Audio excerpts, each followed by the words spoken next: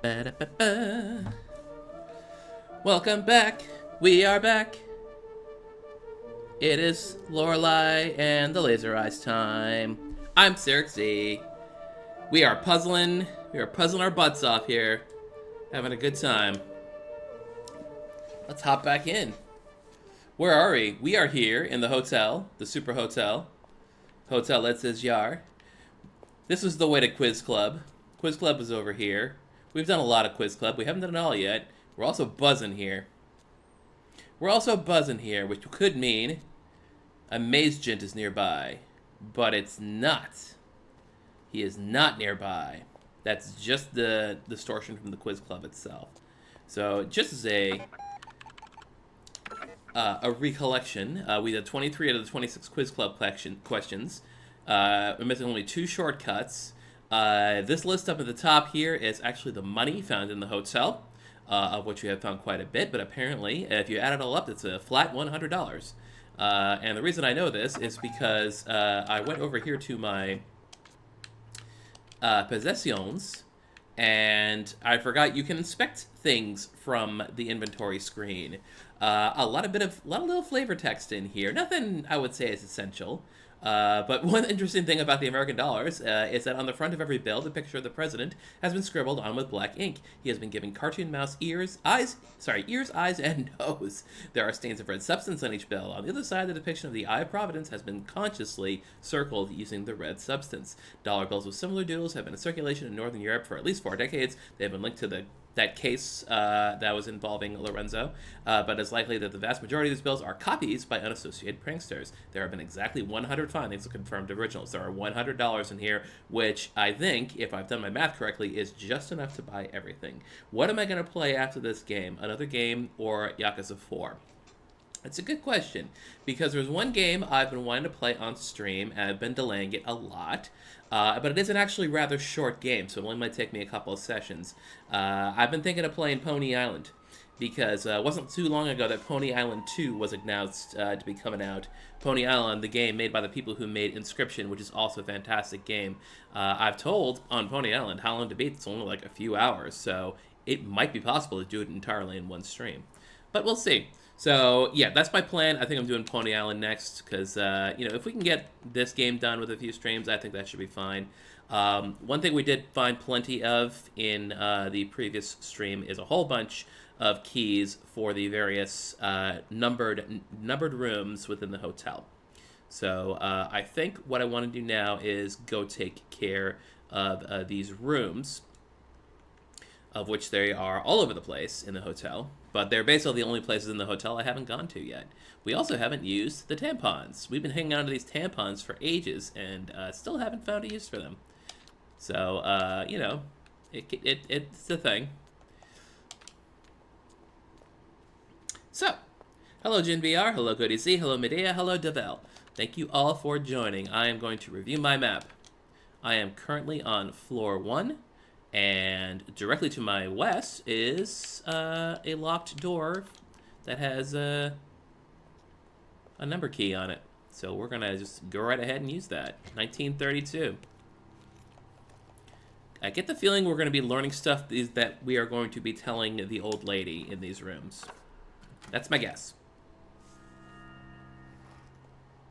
All right. Oh, dear. Ah, ha, ha, ha, ha. Okay, so if we look at the door, let me just quickly look at the door, you can see all the little shapes on the panels at the door. Oh, God, he's back. So we're just doing this? I guess we're just doing this now. All right, we might as well take care of the Magent, because I think he is the last one. There are only 9 of them, and this would be the 9th. That's fine. We'll take care of him, and then we won't have to worry about being stalked in the hallways anymore. Few details we cannot seem to get right. Please try to remember. Remember. Looks like we got the hotel here. He's got his gun. He's got glasses. He's got shades on. 2 pieces of luggage. There's a fez on the hat rack. The coat rack, as well as a pair of scissors hanging there. Let's see. The lady's trying to manage the door here. There's a wine glass and a bowl with 3 apples inside it. Doesn't appear to be anything else on the floor here, but I'm going to head behind the desk because this game likes hiding stuff. Like, for example, the key next to the luggage here. There's also 1, 2, 3, 4, 5 total keys altogether, including the one on the floor there. There's also an envelope on top of the key locker. I count 1, 2 envelopes. And what's the guy holding? He's holding his gun. Is the lady holding anything? She is not holding anything in particular. Okay. A lot of stuff to remember, but let's see if we can do it. 3 pieces of luggage, 5 keys, 2 envelopes, and a partridge in the pear tree. 3 apples. Alright. Sure. Let's say we do. Very well. How many apples were there in the bowl? There were 3. Matches our information. Here's your thingy.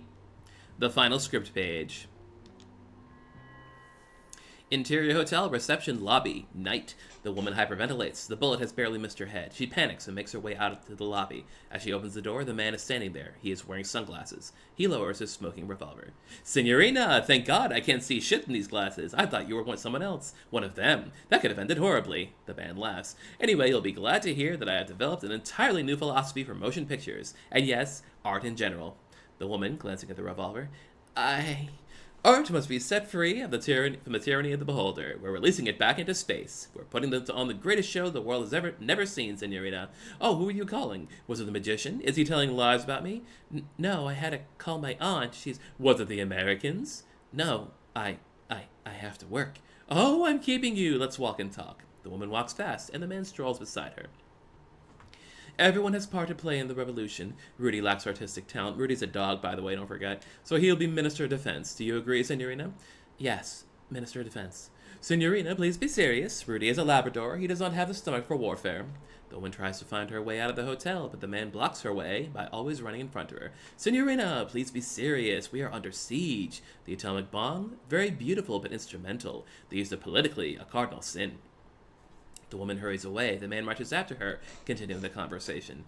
As you know, the maze is a weapon of mass destruction, an endless ride for fascists and critics. The bumper cars have been permanently closed because of a collision. Sabotage, Signorina! Sabotage! The man suddenly grabs the woman's arm. Who was on the phone? Was it Sydney? Did he tell you lies about my magic show? No, Forgive me, Signorina. Here I talk and talk. What I wanted to tell you is that I'm waiting for you upstairs. I look serious, so you might want to go check.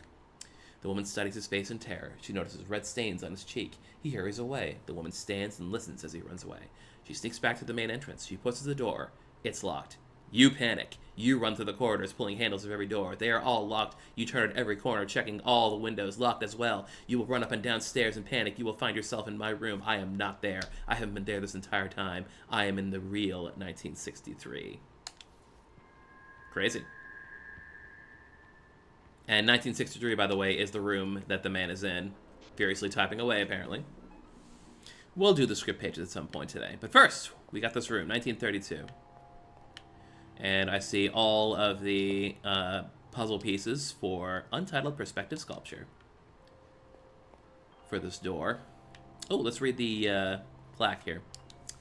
Lorelei Weiss, 1932, mixed media installation. Symbols and messages surround us wherever we go in modern society. 1932 allows us to isolate each message, and the artist challenges us to interpret them, while making it clear to us that to comprehend information, we must observe the observer too. Cool. Film camera. Oh, neat.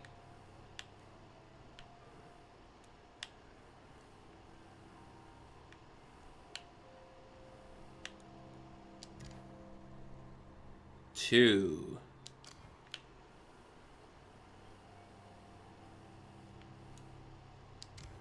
Three.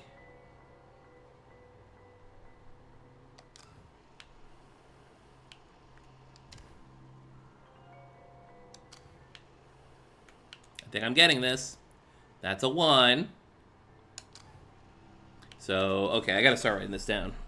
Number 1 is the cross. Is the flat cross. Which means number 2 is the arch. And let's go back to number 3. Remind myself what it looks like.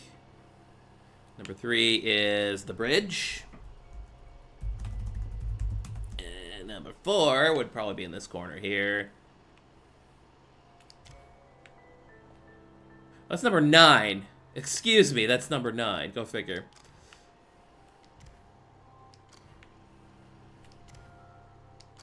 Typical. Can I look up?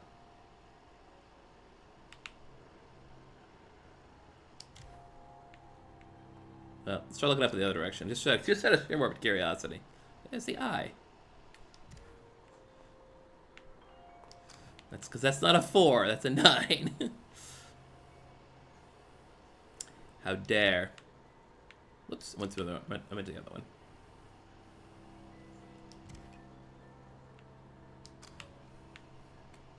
But it's the inverted T. It's a 9. What is it? Or it's a 6. It's up there on 6.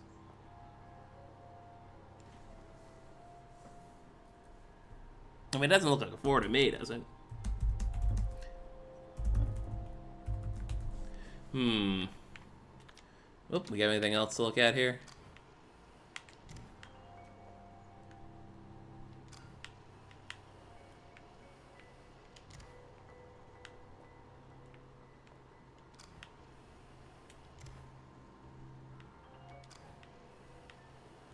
Oh, 1932. Of course. I thought it'd be numbers of, 1, 2, 3, 4. How silly of me to believe this.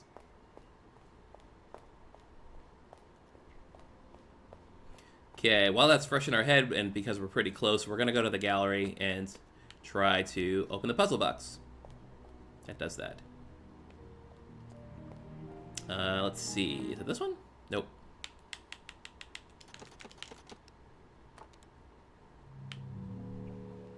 This one? Yes, this one. So we're going to do 1932. We got the flat cross. We've got the inverted T. We've got the bridge and the arch. Nice. Inside, paper. 1932 in Frankfurt am Main, Greta Weiss gave birth to a girl child. She was the first of 3 girls born in as many years. From one of the few remaining photographs, we can still see that she was a small child. We can see that she was a small child. Her mother looks proud with little Laura in her arms, while her father appears as a blur, leaving the frame hastily while the picture was being taken. Okay. Yeah, these puzzle boxes are where we're going to get information about the old woman and the upstairs. Cool. Let's see. Anything else on this floor? Any other? Yes, the far end has the... What's the best way to get there? Because I can take the shortcut door if I can ever figure out that shortcut is. But that's the one that's been bugging me the whole time. There's always one puzzle I gotta suck at, right? Espresso machine. We're gonna be running a lot through the hotel today, so let's get wired up here.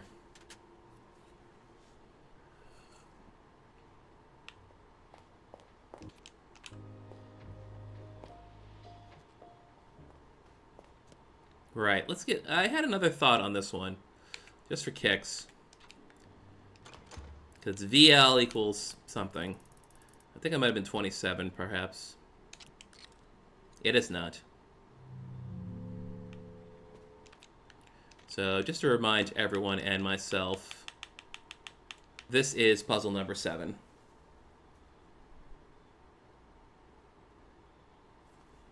It could be upside down.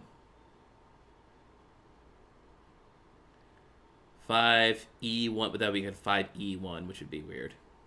5E1 equals 7 plus invert. What's the inverted V in Greek? Something like that. We can still stew on that. We're not licked yet.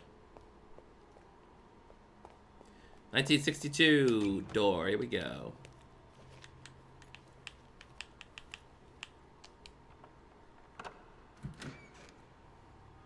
Okay, let's see here. Is there a sign to read? Yes, there is. Lorelei Weiss, 1962, mixed media installation. 1962 urges us to look around, perhaps even out the windows of our own personal space, to let symbols meet ideas. The work is open to several interpretations, but the artist leaves us a clue when examining its symbolism from specific perspectives. Beliefs are only true when beheld in solitude. This is what was this again? The 1962 room. Yep. Untitled perspective sculpture. And here is a handheld film camera. And I can just walk around in first person holding it.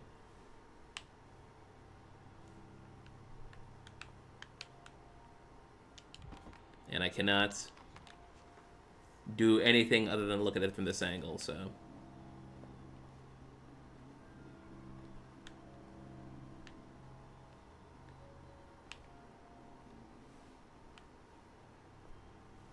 Question: did you try assuming L is a Roman numeral? I did. I typed in 50 and it didn't work. This was the first time we did that.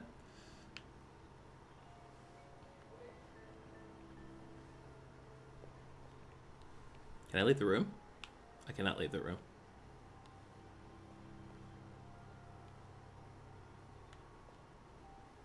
Yeah, this is the one with the shapes on it. So this is the shapes box puzzle. But we have to figure out what's where for and how do I review this stuff.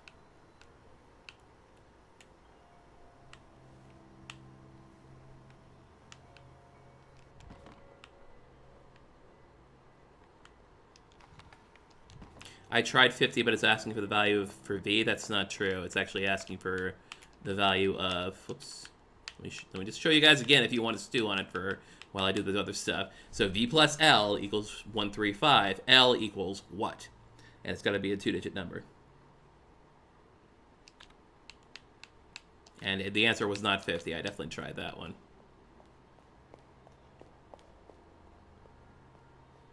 So what do we got here? A 7. Okay. I see some little diamonds on the floor here. Am I supposed to stand on one of these, I wonder? Yeah. I wonder.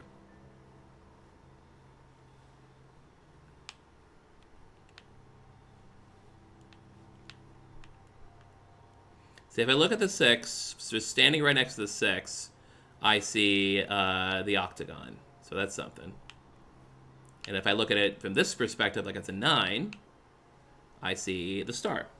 So let me put those informations in there. 9 is 8-pointed star. 6 is octagon. If I look at the 3, if I look at the 1, because the 1's right here, then I'd be looking at... well, it's a different octagon, but it's a squarish octagon. So let's do 1 is squarish octagon. And I guess that would make 3 the parallelogram. So we'll just work with that. Yeah, we'll give that a shot, see if it works. Got nothing to lose but time here.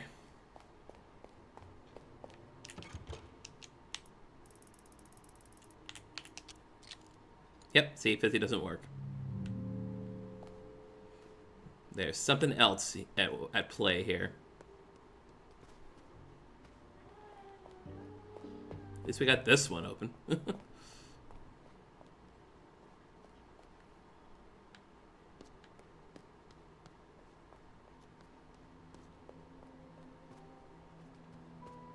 Never mind.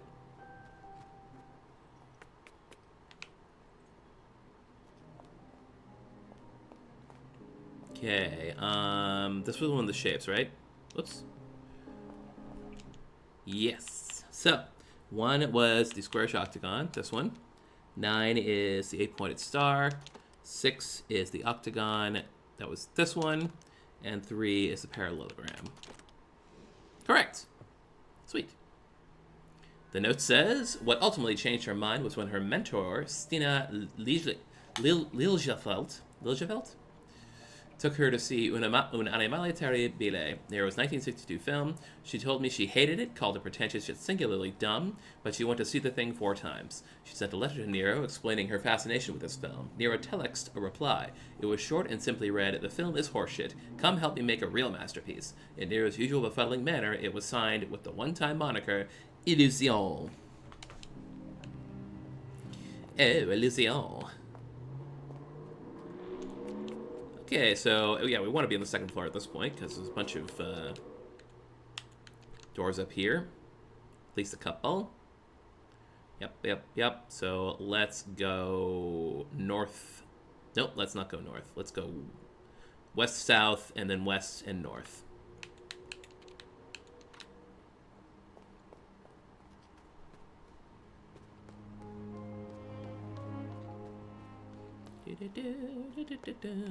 '60. Here we go. 1960 key. By the way, I just noticed that there's no money in these rooms. I need more money. Why are we not having money, guys? All right, what do we got here? 1960, the artist invites us to look at things differently, armed with new perspectives. The abstract becomes concrete, and meanings appear where there previously was none. So this is likely in the same arrangement as... So we look at the door itself, and we see two columns of 5 squares each. So that will likely translate to this. And I'm going to guess, as we stare at these, they will coalesce into the numbers. Here, for example, is the 3. It is in the top left square. Well, I don't need the 3. This is 1960, isn't it? Here's 9. 9 is in 2nd square left side. This is the 7. That's pretty obvious, even without looking a square on. The 6 is 4 square left side. I think the 1's in the top right here. Yeah, this is the 1, and then the 0, which is 3rd.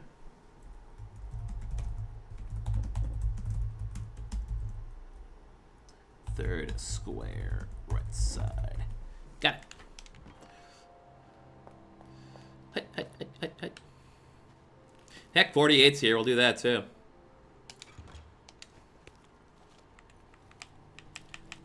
Save us all some time. 48. There we are. I'm just gonna, ahead of time, type in 91948.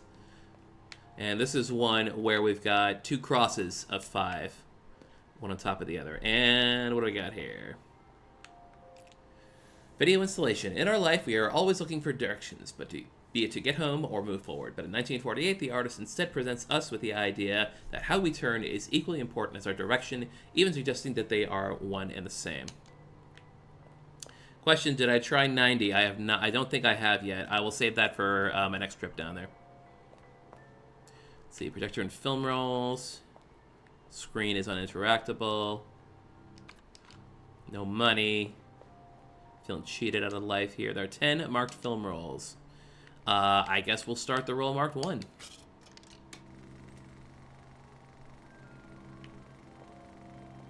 So, okay, we're spinning.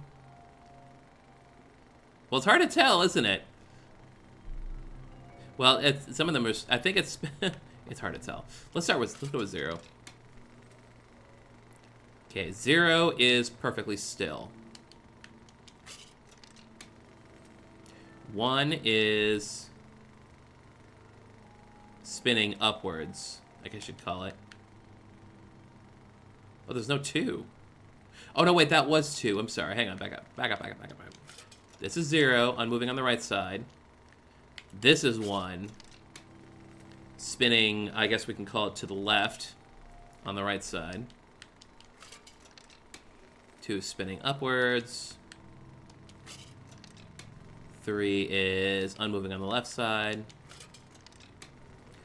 4 spinning to the right on the right side. I mean, yeah, it would suggest that they're all just spinning in roughly the same direction. Think I can do now that thing's going?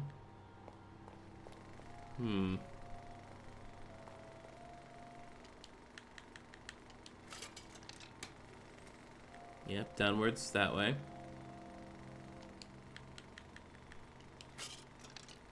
Seven, upwards.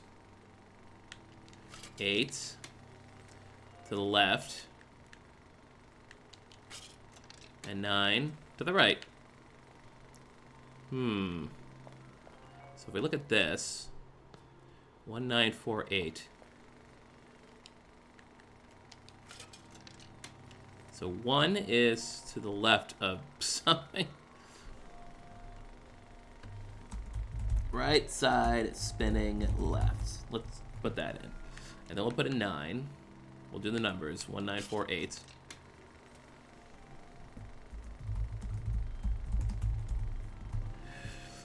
Okay, now 4.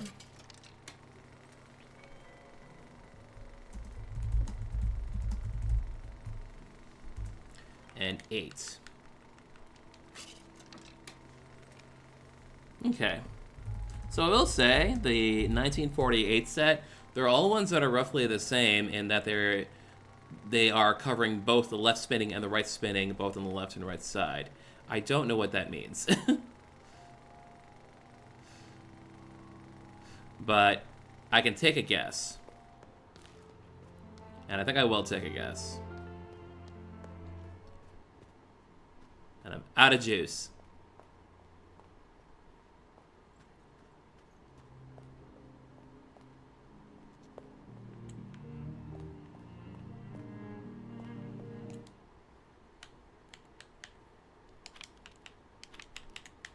It's probably not in the right order, though. I just realized, yeah. So looking at it this way, we have a left thing and a right thing. So if I suggest that number 1 is right spinning left, to be this one. If 9 is left spinning right, to be this one. 4 is right spinning right, and 8 is left spinning left. And that's the answer. Cool. A portrait, presumably of her father, Ludwig, as I remember him, 1948, is scribbled on the backside. It is her earliest known work. The technique in the drawing bears a strong resemblance to computer graphics of today. Using only thin ink lines to create connected triangles, an image of a face is created, making this one of the first, if not the first, known examples of polygonal art. So that's that one. I'm not sure if this is the one I want. But I think it wasn't diamonds, it was squares. So it's one of the one. Maybe it's this one back here. Here we go. Yeah, this is the one. So I want 1960 for this one. 1, 9, 6, 0. Hooray. Her advertising sketches for KLB Electronics would lead to perhaps her greatest artistic triumph. KLB was at the height of its game and believed then to be the future of computer manufacturers. In a frenzied creative fever, Joe Hertzmuller, decided that instead of a dry technical demonstration, they should demonstrate the OC3U3 in an art exhibition, the 1960 Electronic Art Symposium. She was one of the 5 artists handpicked for the exhibition, and her contribution, Eclipse, marked the start of her technological phase. Cool, that's 4. 4 down. 5 to go. Coffee, please. Question, random, but what's the best way to pronounce your username? I make Yakuza videos and shout at your guys whenever I can, lol. I usually pronounce it as CyricZ, which is Z because I use the Americanized spelling because I'm American. But yeah, CyricZ. But anyway, yes, thank you for coming, John Hub. Jan Hub.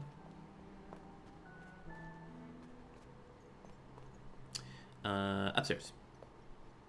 No, not upstairs. I'm going to try. Develop suggesting 90, so I'm going to give that a shot. You're welcome. You to the right, down the thing. We are suggesting 90.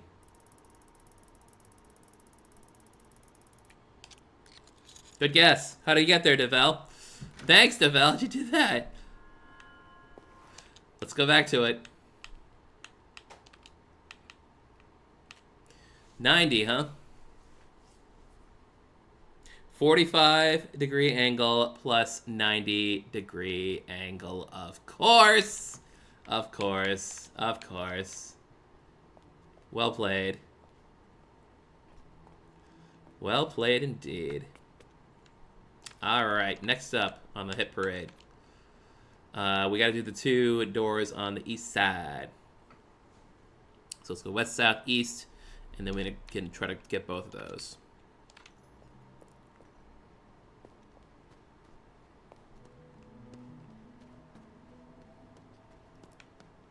Okay, we got one right here, 1953, which is the one in an arch-shaped box. All right, those all set. 1953. Okay, ooh, it's television. All right, what's the sign say? There's a sign.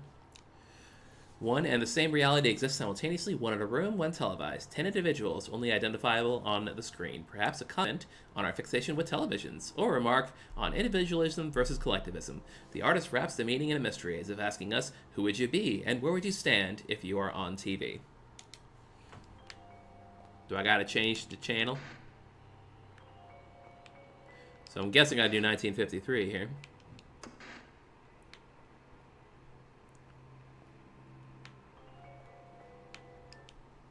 Mm-hmm.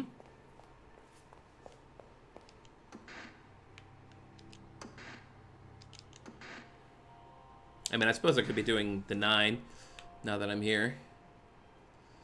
Let's see. Oh, okay. We got arrows on the ground. I didn't see those a second ago. So let's see. The woman's face is being taken from the right, so that'd be this one right here. So 9 is, well, if I call each of these 1, 2, 3, 4, 5, 6, 7, 8, it is 9. 9 is 9. From left to right, this would be the 9th sculpture. So let's roll ahead. 2, 1.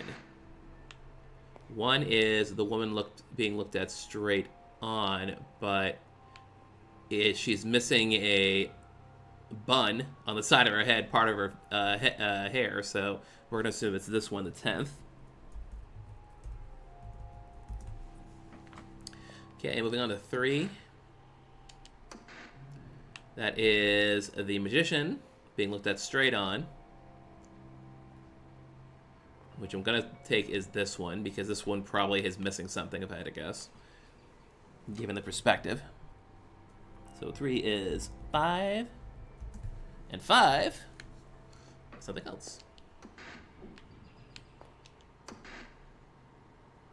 Yes, 5 is the partial magician, which is this one, number 2. Okay, nice. That wasn't too hard. Moving on.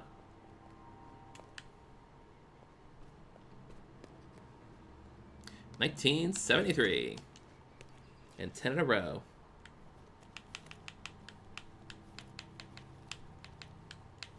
There it is. I was about to panic, wondering if I was missing a key. Alright. With a simple brushstroke, the artist shows us the importance of art. Whether young or old, big or small, our lives are not complete without it. This seems to be the theory of 1973. Untitled numeral. Ignore the blood. Film camera.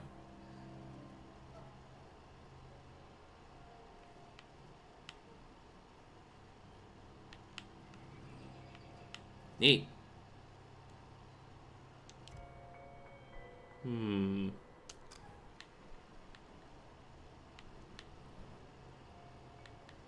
Let's see here.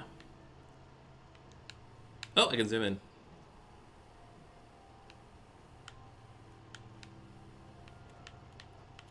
I mean, that would suggest that's a 1.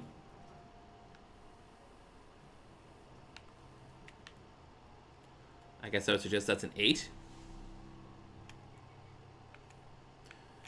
So, finally the red, no, sorry. I was going to say finally the right stick came in handy, but it's actually not. The right stick is doing the same thing as the left stick here. I got bamboozled on that one. That's a 4. That's a 2. going to go with that's a 6. That's a 3. I'm going to go with that's a 9. That's a 5. That's a 7. And that's a 0. Okay, so what's this room again? I've completely forgotten what room this is. It's 1953, right? 1973. Got it. So the 1's the first one. So 1 is on the bottom. See, this is where typing in the numbers comes in handy. So 1's on the bottom.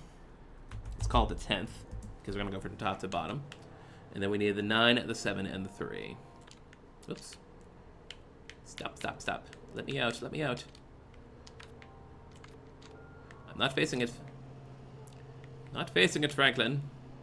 So, going by numbers here. 1, 2, 3. The 9 is the 4th. The 7 is the 2nd.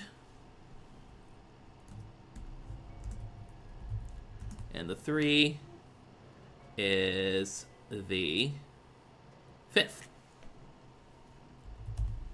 Okay, from the top. Cool. Let's roll.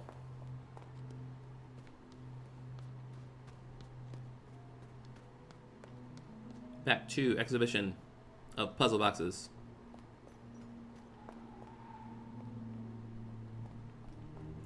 Let's see. Now I want... Which one do I want now? This one? I don't know if that's it, though.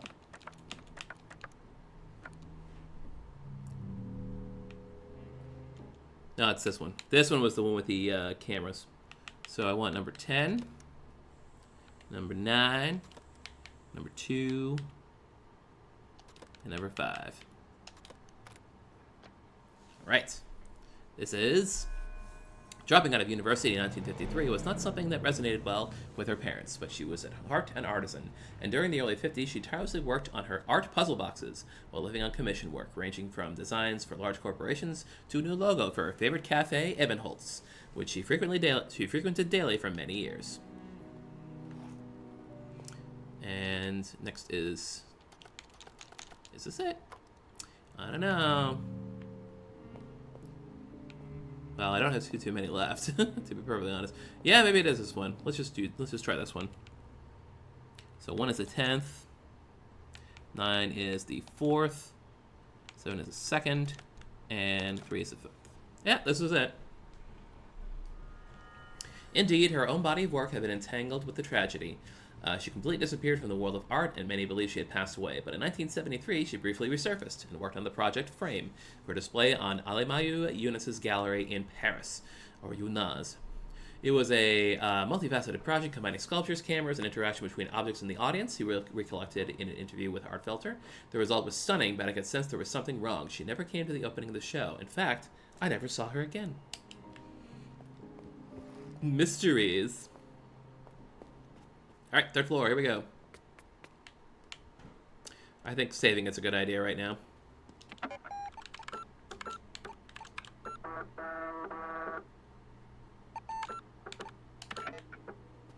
We're at what? 81.9. We're getting there. We rolling. Check the map. What's on the map today? Okay, we've got the 1963 room with the last... Oh, God, there's another window in that room. The last shortcut door, another phonograph. But looks like our year doors are to the south. Kill. Yes, yes, we'll deal with you in a bit. Hey, right on time. Boy, I hope my bladder will handle it here.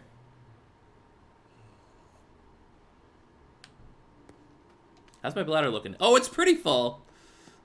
Note to self, pee after this. Okay, both, yeah, 1957.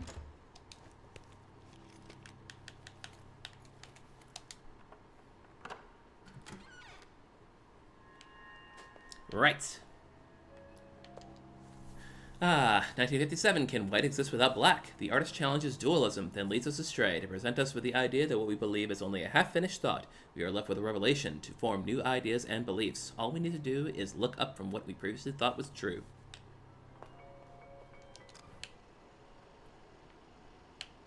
Look up, huh? Well, there they are.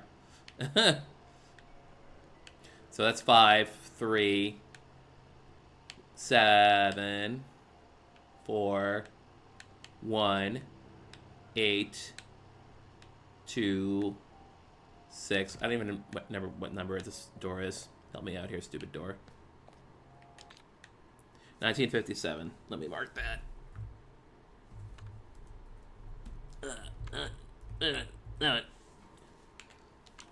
Okay.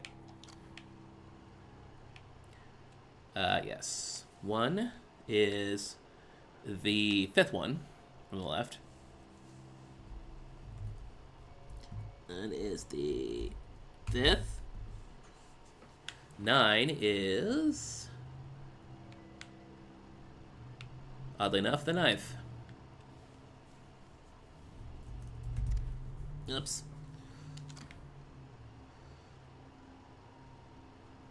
5 is the 1st. And 7, I believe, is the 3rd, right? Yep, the 3rd. Okay. Great. That's cool. Next one. 1982. Remember, this time, type in the number first. There we go. 1982. Okay. Television.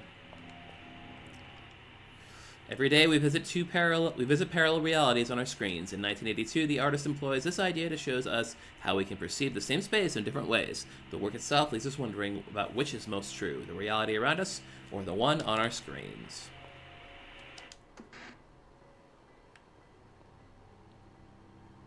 Dang.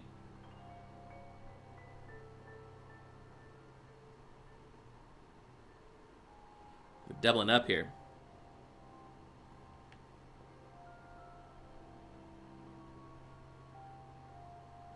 The only problem is, I'm not entirely sure how this is oriented. Can I change the channel? I can turn it off, but that's about it, isn't it?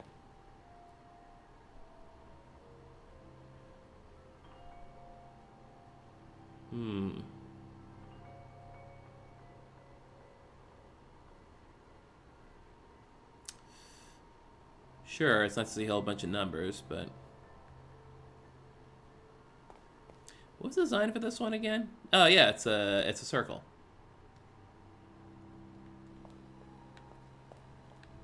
So let me just review. Yeah, the door to 1982 is a circle. So assuming the TV is facing downward on this picture, it's a pretty fair assumption, I think. Then we can then interpret it from that. So the 1, I believe, appears in the bottom spot.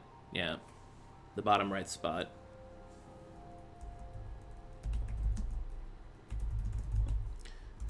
Let's see what else we got.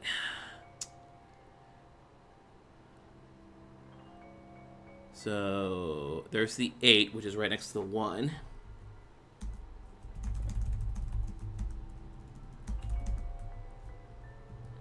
Okay. The 2 is to the left of the 1.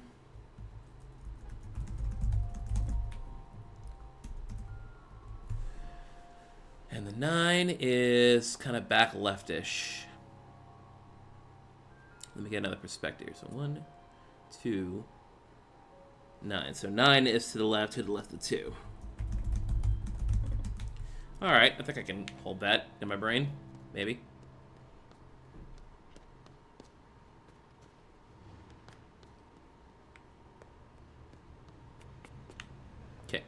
It is nice that the exhibit is actually very centralized. All right, we'll try this one first. So 1 is this one.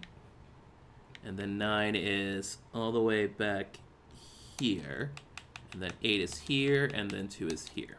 Okay, perfect. Delphine Pitoef, member of the cult avant-garde band Sauterelle, was one of many who had joined the Third Eye, and like many, Pitoef left in the big exodus after the infamous pilgrimage to Sulawesi in 1982. She seemed too sharp to believe in the stuff that the rest of us had fallen for. She acted as if she'd searched for buried treasure, but she had something hopeless in her eyes. Those eyes, how far did they see? Okay, and this one is the last one. Isn't it? No, it isn't. There's one more out here.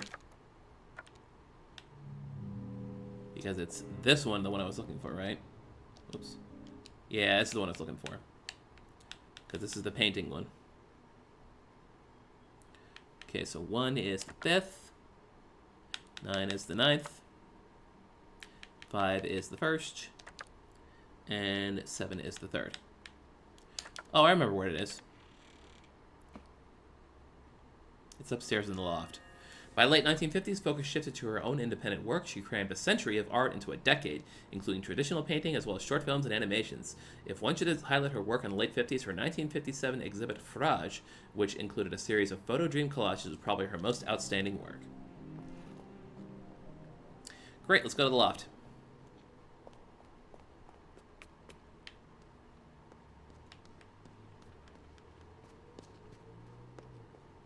Nope, not here. Here, and then southwards, and then around. Here we are, 1938. This is the last door.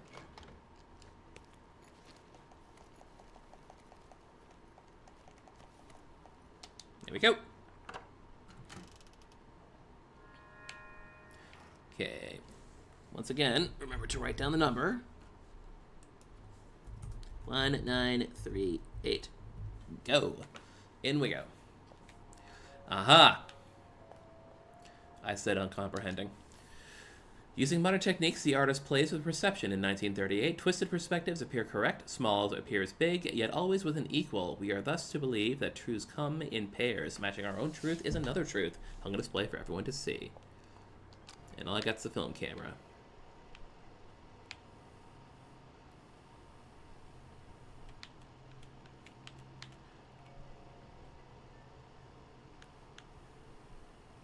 So that is just row of 5 and row of 5, right? So we gotta kind of figure out how that's gonna work. 1938.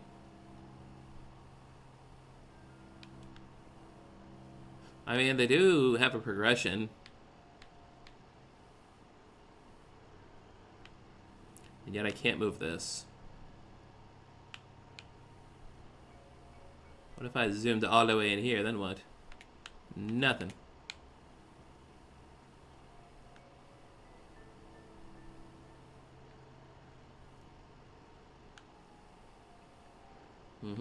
There's a 0. It's not like one's gonna get bigger than the other.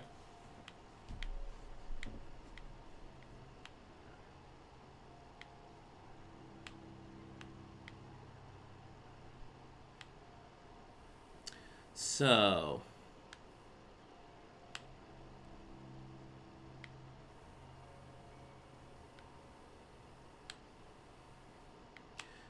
the different size squares tell me something, I feel.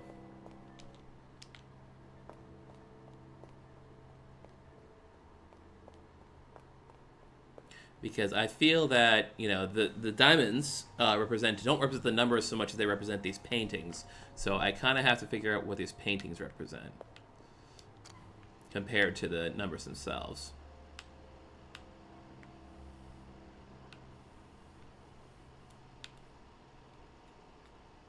And just like filling the viewfinder with the dot doesn't really do much for me.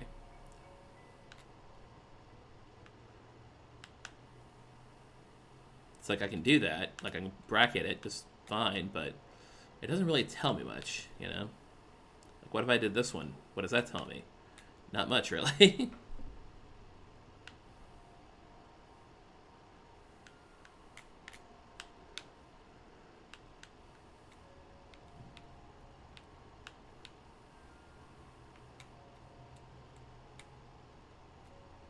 equal.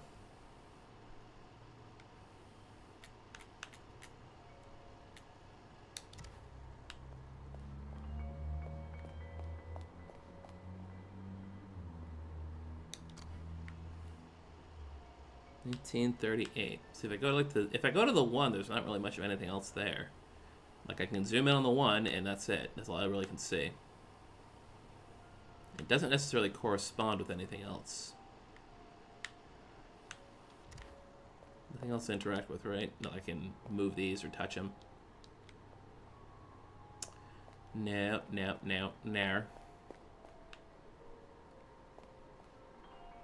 Is it just flat out size? I don't know. That doesn't seem like right.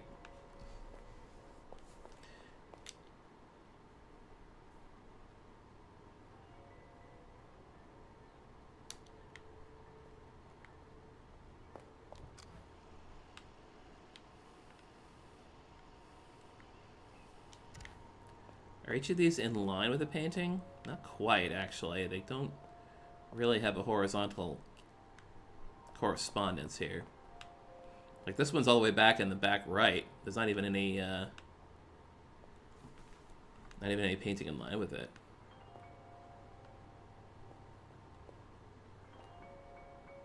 $19.38, remember, is the number. What if I turn this all the way around? Then what? Oh, I can't. I can only go so far to the edge.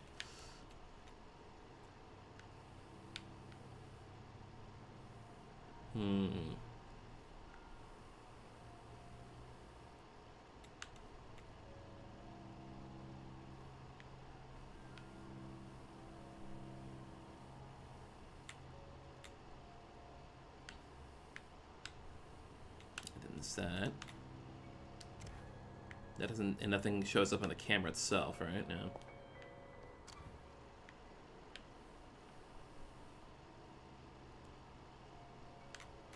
Oh, I got an idea. Now that I've got this 1 properly centered in the viewfinder, now I have to find the size that matches it in the paintings. That's my guess. Like so.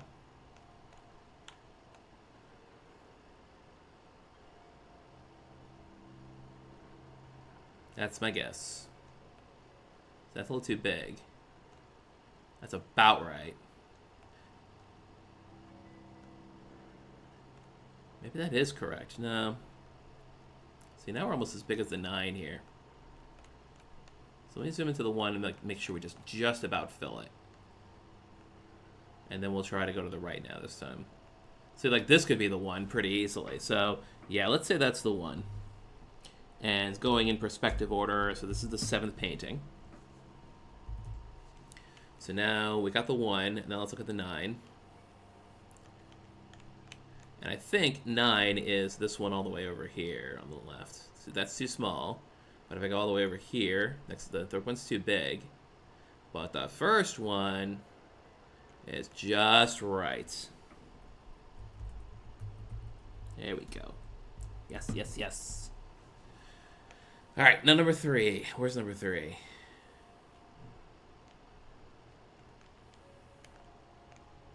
Okay, that'll do. Way too big. Let's check out over this side. There, perfect. That one's the 8th one. And lastly, 8, which is pretty close, much closer. 8. Nope, ain't that. Yeah, it's the 6th one. Okay, let's see if that works.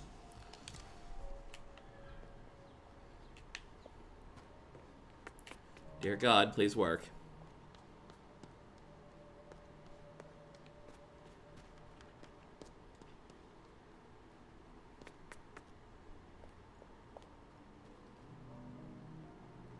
Okay, and then let's shift this one. Diamonds, diamonds. 7, 1, 8, and 6. Alrighty, that's all the puzzle boxes. Cool.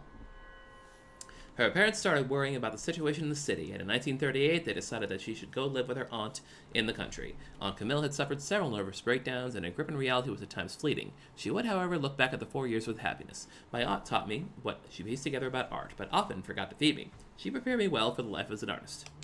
Oh, damn, that's real. Forgot to feed me. Life as an artist. Damn. Okay, let's go talk to old lady in the bed. Actually, no, I lied. First things first, we're going to go down to the bottom of the basement and use the facilities.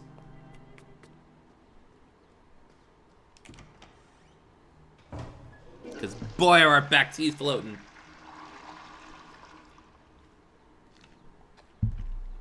Absolutely wash hands.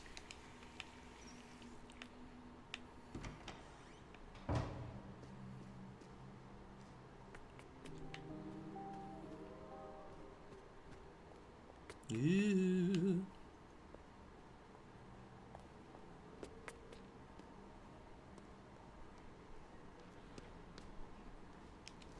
Okay. Espresso.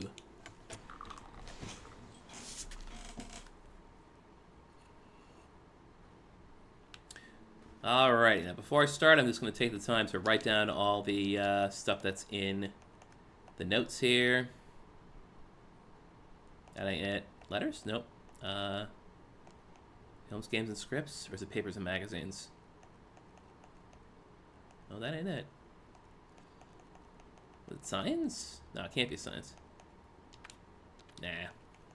Books, perhaps? Ah, the torn biography. Here we are. Oh, jeez, it was the page numbers, too. Alright, these are things I'm going to have to say to Laura. I'm pretty sure this lady is the actual Lorelei in the bed here. So, I believe mother's name was one thing. Camilla.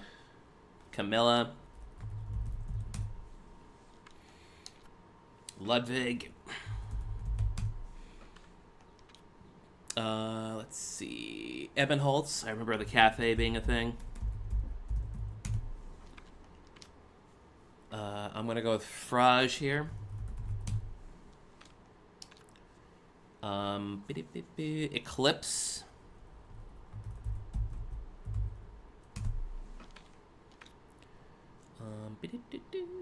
Illusion.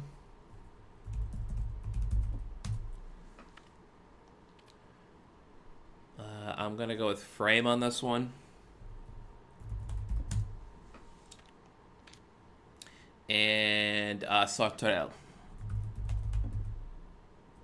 Okay. 9 items. 9 is a big number in this game. First, let's save. 81.9%. We're chugging along. Barely even an hour elapsed. Alright, lady. Got some dumb crap to tell you. First, have you heard of a person named Greta? I love how they did umlauts as well.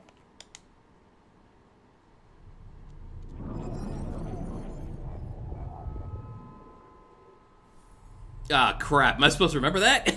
Thanks to the memory for recording it, but great. Sure. Next up is Camilla.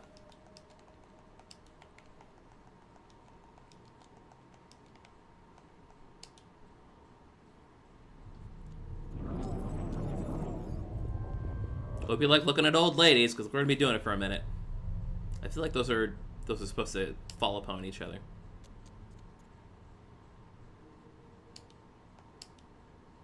And now, Mad Ludwig.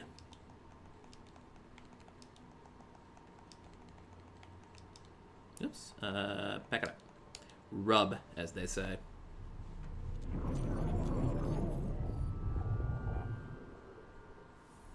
Cool.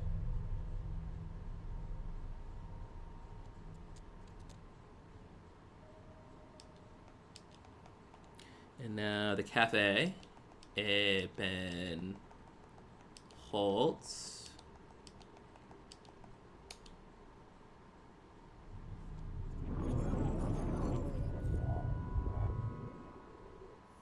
Oh, I know what that is. That says 1963. That's mirrored. Super easy. I have a bear outside my window. Luckily, it's made out of wood. Yeah, fair enough. Fresh.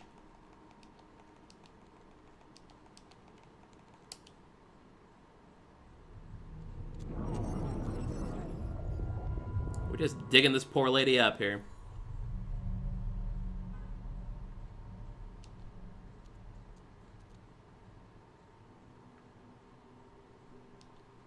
Oops, that's not what I wanted. Yeah. Cafe photo exhibition, mother, sister, father. Band, the name in the telex. He knows his project. Yeah. No, I got all these. Eclipse.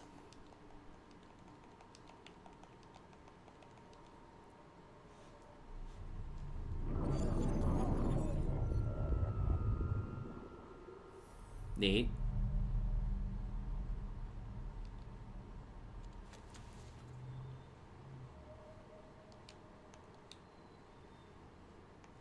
Illusion.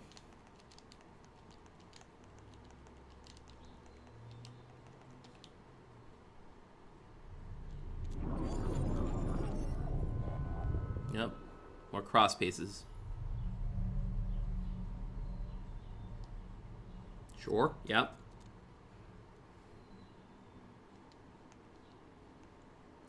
Frame.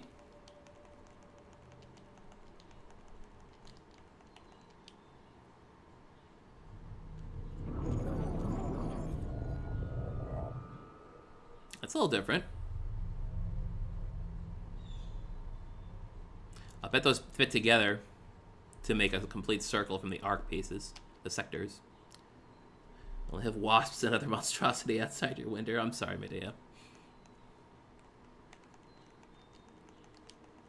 Sauterelle.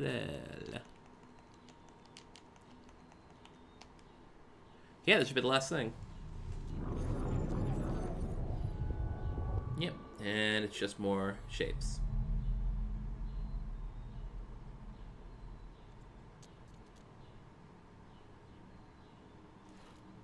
That's it, huh?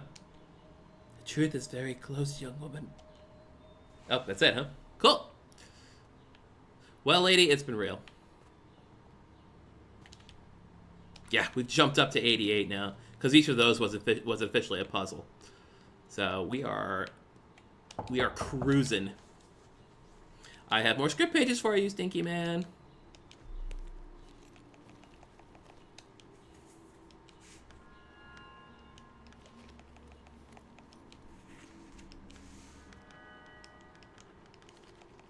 Last one. I cannot thank you enough, Signorina. Doors open. Come in, Signorina. Before I do that, just in case, he's got like a gun pointed at my head or something.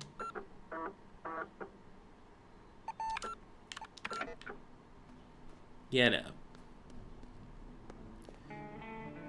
As I kind of thought we'd be coming in and he'd be dead. Script page.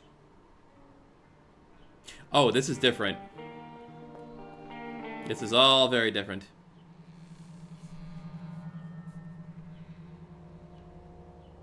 He's become a skeleton.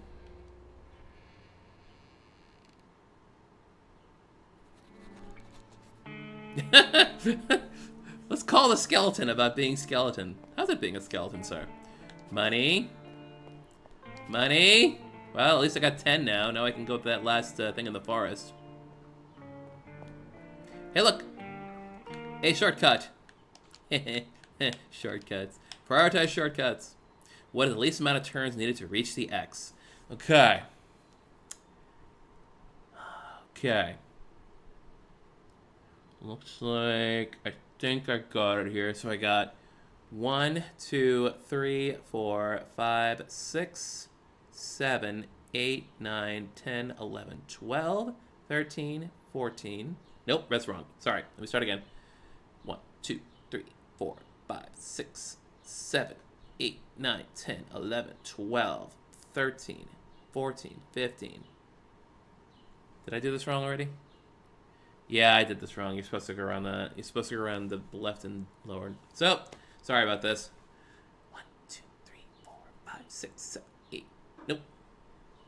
2, 3, 5, 6, 7, 8, 9, 10, 11, 12, 13, 14, 15, 16, 17, 18, 19, 20, 21, 22, 23, 24, 25, 26, 27, 28, 29, 30, 31, 32, 33, 34, 35, 36, 37, 38, 39, 40, 41, 42. Okay, I've got 42. And then we'll just kind of bounce around between those numbers. Rather than just do all this again. Is it the answer to life, the universe, and everything? It is! Cool. Doors open, baby. Whew. So that should be all the shortcuts now. Whoops, hang on. Okay, let's start reading these script pages here. Interior theater day. Smoke lies thick in the small Tartar theater. On the hardwood stage, a magician performs. His coat is worn and mended, but once it was expensive. Lorenzo the Great. But alas, the young Mademoiselle Henrietta Dubois could not escape her sordid fate. He yanks the handle up to his erythrotrope, and a silhouette of a man stabbing a woman appears on the wall. The crowd stares dumbly at the shadow, and they smile with yellow teeth made for biting. There's one rule in this game, and that's no biting. Lorenzo looks at the audience with disgust, for he takes out another wheel labeled the third eye for brotherhood use only. He hesitates, but puts the wheel into his contraption. The next story is not meant for the likes of you. It's something I normally only show refined, ladies and gentlemen, but I'll make an exception tonight. Those tired, ugly eyes of yours shall see something new. Lorenzo yanks the handle. Thousands of years ago, the third eye shone over the islands in the Far East, but one night it fell from the sky. A comet passes on the wall. Strangely enough, it quiets down the crowd. They follow the comet while gaping, and see it crash to the ground. A human found it, and when she held it, she saw the magic of this world. She had a vision, and so she painted a creature in red ochre on a cave wall. Cave paintings show up all over the wall. The crowd is a bit confused by the effect. At night, the crimson beast awoke. It spread chaos and death, and devoured the human and her people. A red monster appears. The crowd screams in terror as it attacks them. Some of them have had enough and flee the theater. Lorenzo slows down, and the beast disappears. The story of the red creature became a legend, but the third eye lived on, and appears in the most unlikely of places to this day. That is all for tonight. You have been a wonderful audience. Go away. The crowd mutters and leaves. One man, better dressed and cleaner than the rest, remains in his seat. He studies Lorenzo with cold eyes. Brother Tertius. When Lorenzo discovers his presence, his pupils dilate from fear. Interior Brotherhood Lodge, night. The room is dark, besides the many lit brass candelabras. Lorenzo stands with his hat in hand. 50 men in robes watch him from a long table. At the end of the table, a stern old man ponderously strokes his sideburns. Brother Septimus. A young brother opens a mahogany case and takes out an ornate revolver and a minotaur mask. He looks over at Brother Septimus, who nods to him. The young brother puts on the mask, who aims the gun at Lorenzo's head. Play safe and never pass. Gamble to pass or perish. Truth above all. Risk my life, brother. How many were our first ancient brothers? 7, correct. The seated brothers raise their goblets and drink. What is the punishment for sharing our secrets with outsiders? Lorenzo grabs hold of the table and is about to faint. Death, correct. Lorenzo closes his eyes, but death does not come. Under normal circumstances, you'd be dead now. I'm sorry, elder brother, I was not thinking. Weariness and perhaps a crisis of faith. Forgive me, brothers. Thankfully for you, these are not normal circumstances. The time is nigh, little brother, and like in the old, we shall send 7 brothers in search of that which was lost. All brothers hold up 7 fingers. 6 have already gone searching for omens. You will be 7th, the disgraced one. Well, will you send me, elder brother? Augenwaldberg. There lives an artist within an old manor. The prophecy mentions her. Go and see, brother, if that which was lost is there. Lorenzo nods. The lady suffers from an eye condition that will ultimately render blindness. A sad fate for a painter. Take these vermilion tears. What did they do, elder brother? Nothing at all, but you will use them pretending to cure the lady. That is your guise while you search her house for the third eye. Okay. Exterior, Augenwaldberg Manor, dusk. Hooves clop echoes through the dilapidated courtyard. Algae-covered statues silently await the arrival. A pale, sickly horse comes into view, pulling a wagon painted red in a distant past. Lorenzo walks beside the horse and leads it by the reins. Lorenzo ties the horse to an old oak. Be brave, Moors, you have nothing to fear. Lorenzo carefully approaches the front gate. He bangs the knocker. Lorenzo scans the dirty windows for any sign of life. Finally, the door creaks open, and instantly, Lorenzo raises his top hat and takes a bow. A white rose appears in his hand from his hat. The miracle has arrived. An ashen woman in an expensive dress stares through him with milky eyes. Renat Schwarzwald. I do not believe in miracles. That is why you need one, Baronin. Lorenzo hands the white rose to Renat. It changes color to red. You might as well perform for the shadows. My sight is fading away. Your eyes are fading because there has been nothing to see. Weary eyes need entertainment, and tired souls need miracles. Who are you? Lorenzo the Great, at your service, Baronin. A magus whose name is whispered from the shores of Zanzibar to the frosty peaks of Helsinki, known to beggars and kings alike. Well, you are not known to me. Good evening. Renat is about to shut the gate. Wait! Renat waits. My journey has been a long one. My horse is tired, and to be honest, so am I. Renat looks at the very sickly-looking horse. I had 4 once, during better times, but ironically, Mors is the only one who lives. Very well. Interior Augenwaldberg Manor, dining room day. An oversized dead goose lies on the oaken dining table. Lorenzo devours his portion in a loud manner. Renat tries to hide or discuss. Is the room satisfactory? Yes, I slept like a piglet. So it was not you I heard last night. Lorenzo drinks wine and coughs to buy some time. I was up briefly, yes. He takes out a small vial from his sleeve. My vermilion tears, they need moonlight not to lose their magic. I took the liberty to use one of the windows in your studio. Renat looks amused. I took another liberty and studied some of your work. The portraits are, of course, excellent, but I am most intrigued by the drawings of signs? Renat, my Himmelskörper suite. What inspired them? Magician, might I ask you a strange question? Who am I to refuse to answer? Did you see a labyrinth while you were in the park? A labyrinth? A red labyrinth. The only labyrinth I saw was the portrait of the man with a labyrinth instead of a face. Renat stands up angrily. I've made no such portrait. Your lies have ceased to amuse me. I know why you're here, and I know where to look for it, but I will hold you to your word. Lorenzo looks like he's about to assure Renat of his pure intentions. Cure my eyes. I thought it said curse my eyes. No, it was cure my eyes. Oh, you dork.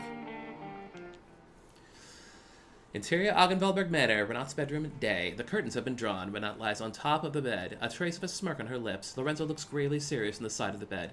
Are you ready for your miracle, Baronin? Yes. Lorenzo spills a single drop of vermilion tears into Renat's left eye. She blinks, and Lorenzo drops another tear into the right eye. It might take a few days before it takes effect. Renat's eyes start to boil, and she screams in unfiltered agony. Lorenzo backs away in horror. Lorenzo holds his hands over his ears to protect himself against her looping, deafening screams. Everything turns black. It's just eye drops. It's just eye drops. It's just eye drops. Then, quiet. Lorenzo stirs to life on the floor. He sees Renat lying lifeless on the bed. Lorenzo checks her pulse in a hurry. She's still alive. Apparently he has, at some point, put a bandage around her head. 2 red dots mark the eyes, giving Renat a disturbing appearance. Baronin, can you hear me? I can hear you, magician. They tell me you're not invited. Invited where? To the cavern. I followed the echoes of my screams. They were waiting for me. What was waiting for you? Our ancient sisters and brothers in the Far East. They're sharing the secret with me, but they won't share it with you.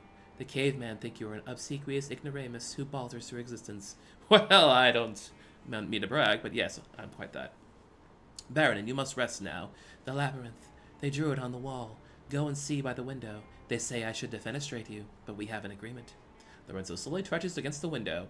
Moonlight shines on his weather-bitten face. He looks out the window. A giant garden labyrinth has appeared in the park. Do you see it, magician? Yes. Do you see me? In the labyrinth. Lorenzo squints. It is very dark. Yes, I see you. Do you see you? What do you mean? Do you see yourself in the labyrinth? Of course not. I'm not there. Neither am I. Lorenzo turns around and bumps into Renat. The red dots on the bandage have grown substantially, looking like giant red bug eyes. She puts her hand on Lorenzo's face. The room turns red. Interior, garden labyrinth, night. Lorenzo gasps in disorientation. He is now somewhere in the labyrinth. Lorenzo quivers from fear. Renat smiles at him. Her bandage is gone, and a pair of lovely hazel eyes look at Lorenzo with affection. This is the place from my childhood. I am over there. Renat points behind Lorenzo. He turns his head to look. A girl wearing an owl mask watches him from behind. Owl girl. She runs and disappears behind a corner. Renat takes Lorenzo's hand. Come. Together they run in the labyrinth. Renat seems to know her way, while Lorenzo is trying to make sense of their strange space. A red hue suddenly appears on their faces. It's the most beautiful thing they have ever seen. They smile with tears running down their cheeks. The light grows stronger, and the cosmos plays music just for them. Trippy. Interior Augenwaldberg Manor, library, day. Renat's hand moves frantically across a canvas. Lorenzo sits in an armchair by the window with his top hat on his knee, posing for a portrait. There is movement inside his top hat.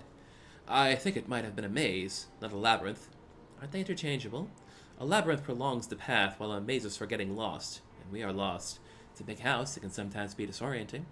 We have seen it. I think the price of admission might be an eye and a leg. Lorenzo leans forward and his hat falls on the floor. A red owl flutters out of the hat in front of Lorenzo. He stares at it in surprise. That was a very clever trick. The owl perches on top of the bookshelf. And when the third eye blinked, the red beast lay an egg within. The third eye closed, and their bastard offspring was born thousands of years later. Renaud studies her canvas and is a bit confused. A realistic portrait of a man in a dark suit, but where his head is supposed to be, there's a red glowing maze. Renaud notices 2 tickets in his hand. She takes them and stares at them. Teatro Rosso.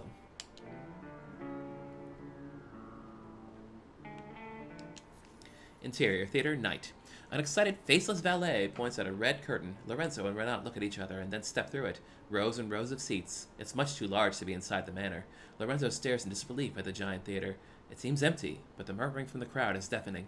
Gaslight illuminates the stage. Someone clears his throat behind them, and a featureless usher points towards the first rows. Renaud and Lorenzo silently descend the stairs toward their seats. A fanfare. The lights dim. A man dressed as Lorenzo and wearing a Lorenzo mask rides a prop horse onto the stage. What is this? Lorenzo knocks on a door mid-stage, and an actress wearing a mask resembling Renaud opens the door. Applause. The light intensifies on stage and blinds Lorenzo and Renaud. On the stage, a comet hanging from wires passes. Renaud and Lorenzo avert their eyes. Then the comet is gone. The stage is empty. A lone, hesitant clap from somewhere further back. The actress playing Renaud walks on stage. She holds her hands in front of her, blood flowing from her eyes. Please hold me! The actor playing Lorenzo steps on stage purposefully. Lorenzo and Renaud watch their theater alter egos on stage in grim silence. Their hands join. Lorenzo drags a stylized prop window onto the stage. Renaud wanders, sopping blood. Lorenzo tries to place the window in front of Renaud, making her fall out. The crowd howls with laughter as Lorenzo gets more frustrated every time Renaud misses the window. Please hold me! Please hold me! Finally, Lorenzo has enough. He grabs Renaud and shoves her with full force through the glass window and from the stage. Renaud lands with a thud and a crack. Theater blood squirts into Lorenzo's face. Lorenzo forms a fist and rises. Enough! Lorenzo watches them silently. The whole theater boo. Let's go. But Renaud has gone from her seat. In fact, she is nowhere to be found. Lorenzo looks around in panic, but it's like she'd vanished into thin air. The actress playing Renaud comes back to life and is elevated by strings into the air. She bows and receives applause. The actress turns her head to Lorenzo and she takes off the Renaud mask. Beneath it is a featureless face. To be gifted is to be infested. Ideas are tiny red eggs in your brain. To the microscope, they still look the same. The good and the bad. Oh, but look at the time. Lorenzo slowly walks off stage, his footsteps echoing through the empty theater. He moves toward Lorenzo. Lorenzo turns to run, but his doppelganger catches up with him. The doppelganger removes his mask, and behind it, Maze Man, his head buzzing in an electrical manner. She is waiting for you. Here is an idea. Follow my daughter. The Maze Man puts his hand over Lorenzo's eyes. Augenwaldberg Manor interior corridor, day. A disoriented Lorenzo finds himself in the hotel corridor. A phone rings somewhere. Further down the hall, he sees the owl girl. Where is she? The girl flaps her arms and hoots. Enough games. The owl girl disappears down a corridor. Lorenzo stumps after. The owl girl waits for him at the end of the next corridor. Suddenly, a black Labrador runs up to him and barks. Lorenzo looks at the dog with surprise. His tag reads Rudy. Rudy lies down and plays dead on the rug. As he does, Rudy changes from black to white. Finally, the dog cramps and then contorts into a cat. A payphone rings on the wall. Lorenzo lifts the receiver. Why are you answering the phone? Lorenzo remains silent. There are no phones in 1847, you cretino. Lorenzo grunts. Hang up the phone and go chase the owl girl, just like the script says. Lorenzo hangs up. He sees the owl girl with a limp cat in her hand. Lorenzo runs after her. Corridor after corridor. Lorenzo runs fast with determination, but the owl girl is always around yet another corner. He never catches up with her. Lorenzo turns a corner. There is no owl girl, but a mirror. Lorenzo sees himself briefly, and behind him stands a man in sunglasses and a dark suit. Lorenzo regards the man in the mirror, but the mirror changes, and Renaud appears, levitating like a ghost. Stylish sunglasses obscure her eyes. I am waiting for you upstairs. I look serious, so you might want to go check. Renaud vanishes from the mirror. Lorenzo is left with an image of himself. He looks weary. He turns and goes. His footsteps echo through the empty hotel manor.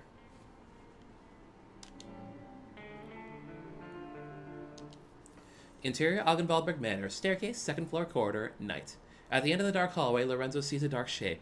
Lorenzo very slowly approaches it. It's Renat with her back turned against him. Lorenzo stops. A long silence. You kept sending the wrong goose to the butcher. Baronin? Baronin? I think the Baronin would perhaps hear talk about her ascension.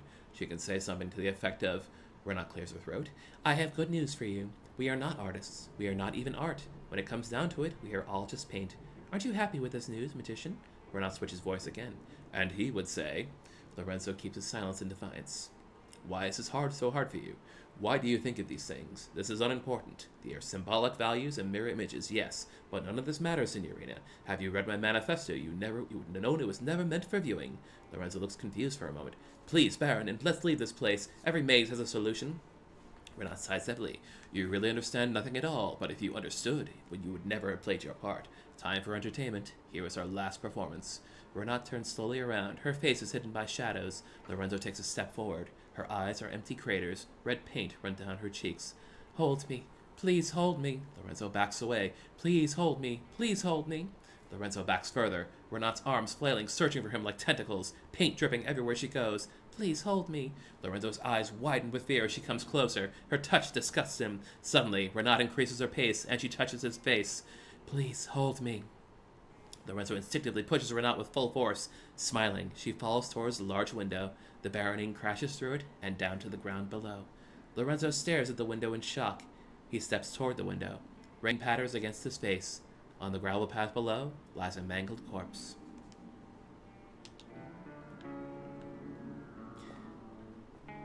Awesome. What else we got in here? Anything else cool? And, yeah, this phonograph's been playing the whole time. Alright, bro.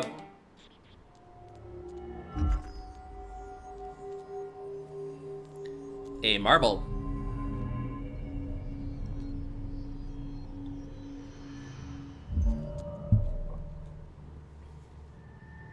I obtained the right eye.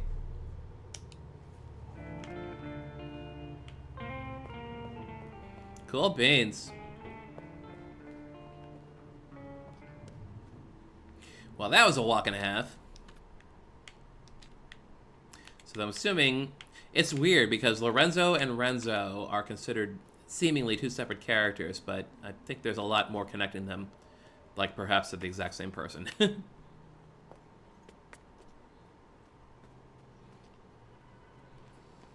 Now, we did have to take a trip out here. We solved that one. That was a quiz club. Rudy, come here, come here, come here, come here. Hey, boy. You good boy. Good, Rudy. Okay. So now we have $10. We do have $10, right? Yes. We can now go to the Teatro Rosso and see the final show, as I guess we'd say.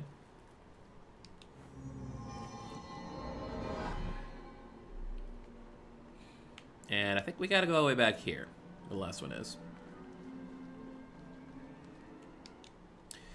The sideshow. Let's do it. Catch me out. Your support keeps the arts alive, sister. Abracadabra.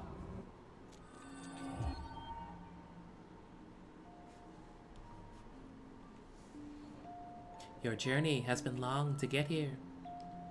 Come closer, and I will tell you the final story which we tell in this forest. This is the tragic story we call The Last Dream.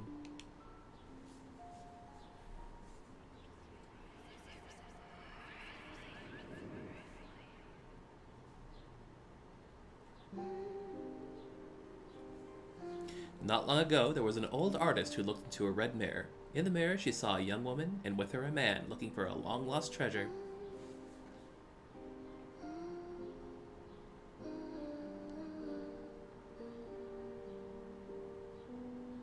The old artist painted them a treasure map, which led to a faraway palace.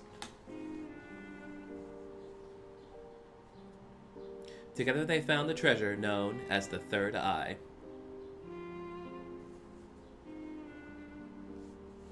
But in the shadows of the treasure lived a beast, which decided to hide in the shadows of the man.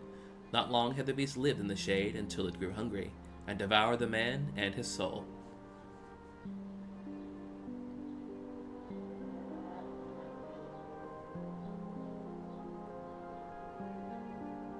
To escape the beast, the woman shattered the red mirror and fled through it. On the other side, she met the old artist.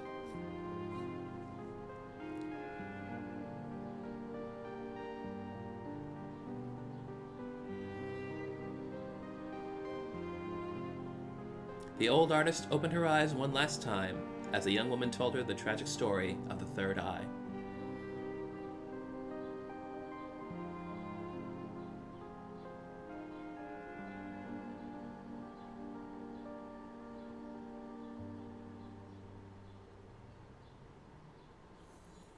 Okay.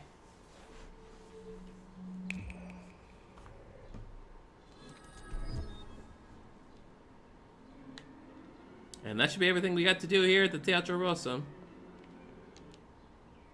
That's right, I can revisit these if I wanted to. But that's all there is to it.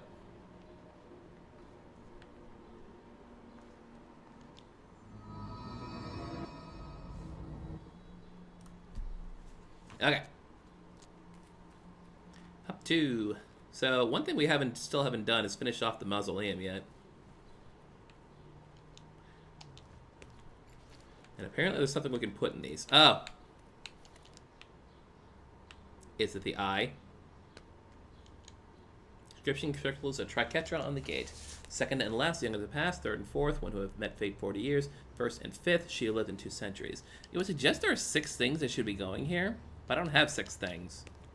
Unless I have tampons. No, tampons don't work. That's silly. I guess I could try the eye.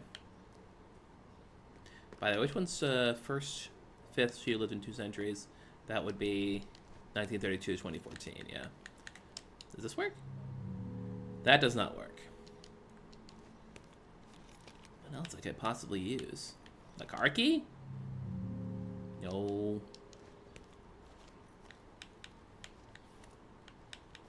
First and fifth. No, I didn't think that would work either, because we've used those keys already. Let's pour coffee in it. Nailed it. No, I didn't nail it.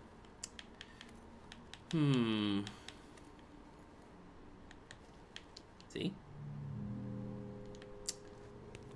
Dang. Okay, maybe I just don't have what I need for this one yet. It's possible.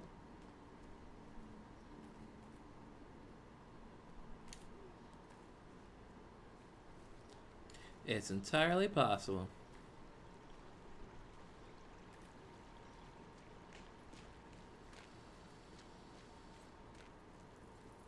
All right. So what's left to do round here? I do recall there being one puzzle I haven't solved yet. I'm at 91%. Hot diggity.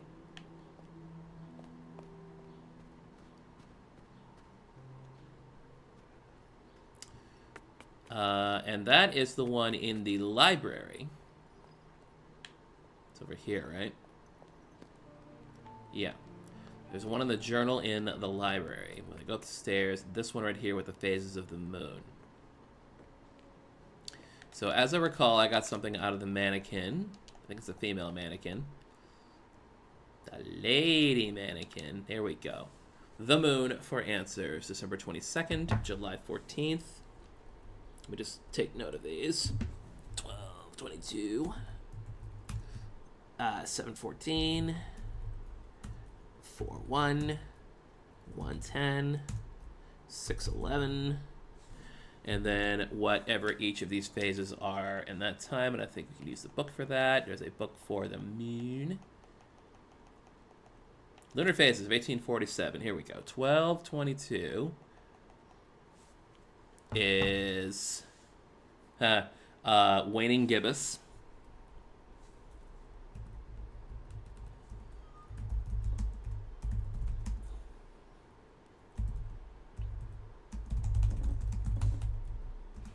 There's no reason we have to go.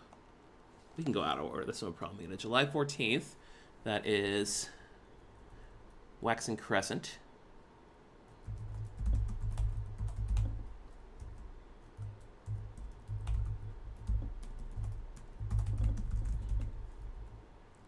Then let's go to June 11th, which is waning crescent.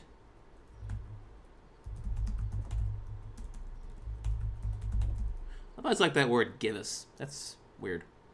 It's a weird word.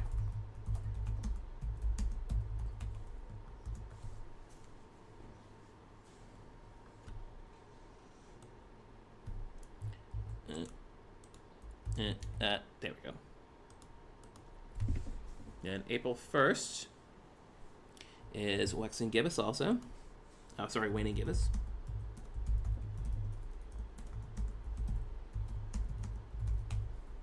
And finally, January 10th, which is waning crescent.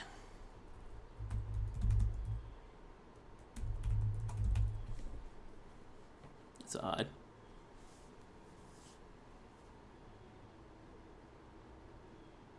I wonder if I have to go in chronological order. Well, we'll find out. So let's just go in the order as presented in the book, which is... yeah, waning gibbous.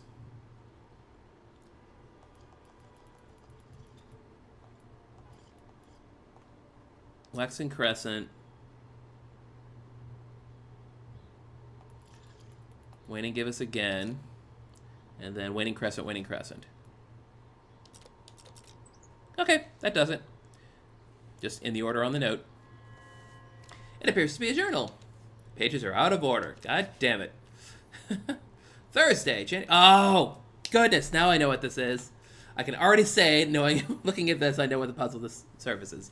But let's read it anyways. Thursday, January 7th, 1847. My eyes have been reborn. Everything is new again. My eyes are those of a child. I'd forgotten beauty. The magician was as surprised as me. He never thought the vermilion tears would work. The cure was the most excruciating pain I've ever felt. As the drops fell into my eyes, it felt like my eyes boiled like eggs inside my skull. At the end, it felt like I was a pot of boiling red pain. But thank the eye. Then my first colleagues appeared before me in a vision. Mere apes like me. They painted a crimson maze on the cavern wall, the very first piece of art. Their red eyes met mine in quiet understanding. An ancient conspiracy was shared. How long was I sleeping? Am I allowed to write about the maze? Am I allowed to write about the third eye? Am I allowed to write about the red beast? Words cannot do them justice anyhow. Sunday, January 10th, 1847. Eyes are meant for gathering nuts and scanning for wild beasts. Human eyes do not look but do not see. Art demands vision, and artists must not be held back by eyes. Tonight I will make my ascension. I will fade into the crimson and become matter. I will not be an artist. I will not be art. I will be the raw material. I will be magic. All left to my earthly self will be a rose. Friday, January 8th, 1847. 7 journeyed in... oh, good.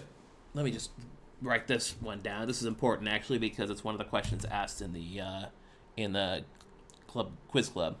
7 journeyed in silk robes, in tattered rags and gilded wagons and on bloody souls. Sister Moon, Brother Mars. So the answer to that is 7. Got it. Sister Moon, Brother Mars, Brother Mercury, Brother Jupiter, Sister Venus, Brother Saturn, and Sister Sun, their red eyes searching for what had been lost. Cosmic words spoken by the magician as he made the shadows of his long-dead brothers come alive on the walls in an act of true magic. I could see them travel in gilded wagons on the first roads built by man. I could see them walk in bloody souls through endless scorched deserts, their red eyes forever looking to the night sky in search of what had been lost to them, and forgotten by the rest of us until now. I have lived all my life in the proximity of a cosmic beauty without ever knowing. It was right there in my father's maze. I thought it was a simple treasure, but it is much more. Entity, God, element. The human language is much too limited to describe such a thing as the I. My stranger, no longer a stranger, was surprised to find it. I think he had given up on his dream, but it was here. He wept at great length afterward. His eyes are now like roses. He warns me to be cautious. Why is he so fearful? He cannot deny its power for long. Monday, January 4th. The winter sun came out today. It painted the garden in the most generous colors. I could see its beauty, but all details have been stripped. Mother Nature only deigns to show me drawings from her sketchbook. Soon I will not even see the outlines. Will I be even lonelier in the dark, I wonder? I spent the evening in my studio. What I paint now will soon be unseen even by me. Wednesday, January 6th. I cannot help believe that his journey has been a long one. Beneath the oily courtesy thumps of a broken heart, this is the end of the road for him. I left my jewelry box open to test him, but it is left untouched, as I thought it would be. I know what he is looking for. I've never seen it, but I know it's here. But I will hold him to his word. He must cure me, which is an absurd notion. He claims that my eyes are dying because of lack of entertainment. That is his medical opinion. He showed me an endless series of images on his erythrotrope, few of which I could see for what they represented. It was amusing, but became tedious after a while. Still, I played along. Next, he will treat me with a miracle tincture he calls Vermilion Tears. I suppose him failing to cure me somehow will be an empty victory. Tuesday, January 5th. A knock on the door. The miracle has arrived. In his hand, a red rose, which he handed me. But I have seen the likes of him before. Treasure hunters and thieves. This one must be the sorriest of the lot. Was it pity I felt in my callous heart? Now he warms his wet and malodorous feet by my fireplace, my very own mysterious stranger. Among the many things he calls himself is an optician and an illusionist, though it is clear he is little more than a sideshow magician. This house and I could certainly use some magic. Saturday. The magician is afraid of his hat. Who isn't? Truthfully, he's afraid of everything. Is it because his eyes are old and tired, or is it because he is not a true artist? I am still fond of him, but his gloomy chatter interferes my work. Things have started to appear in my house. Objects and rooms and fantasies. Soon there will be a theater. The magician believes that we are still in a maze. He is wrong and right. I have been there since I was a little girl. We saw me. All day we could hear the sound of the ticking.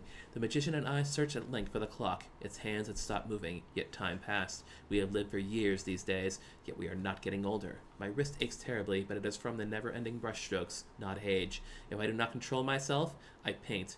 Art flows through my veins now. It is wonderful and terrible. Can I write about the maze man? I think I know what he is. All right. So back through we go here for all the days in order here. So it's out of order. Thursday, Sunday,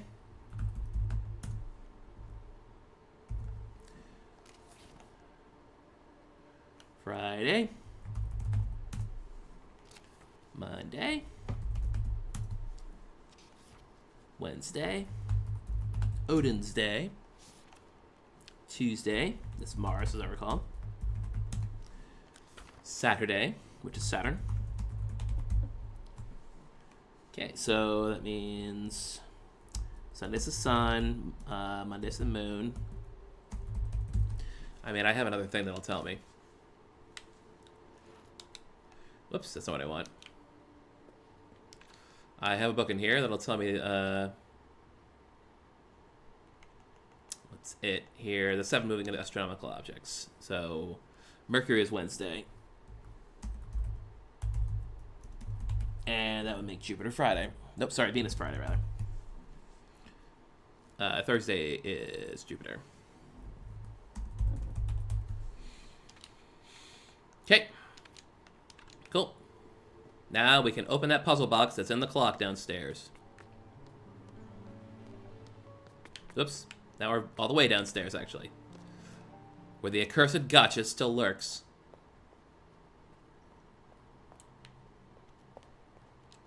Puzzle box, puzzle box. So, Thursday, Jupiter. Which I think is that one. The one with the cross on the top. If I get it wrong, I'll just switch them. Then the sun, which is the one with the dot in the middle, as I recall. Then Venus. Then Moon. Then Mercury. Then Mars, which is the male symbol. And then Saturn, which I recall is the 4. Incorrect. I got Jupiter and Saturn backwards.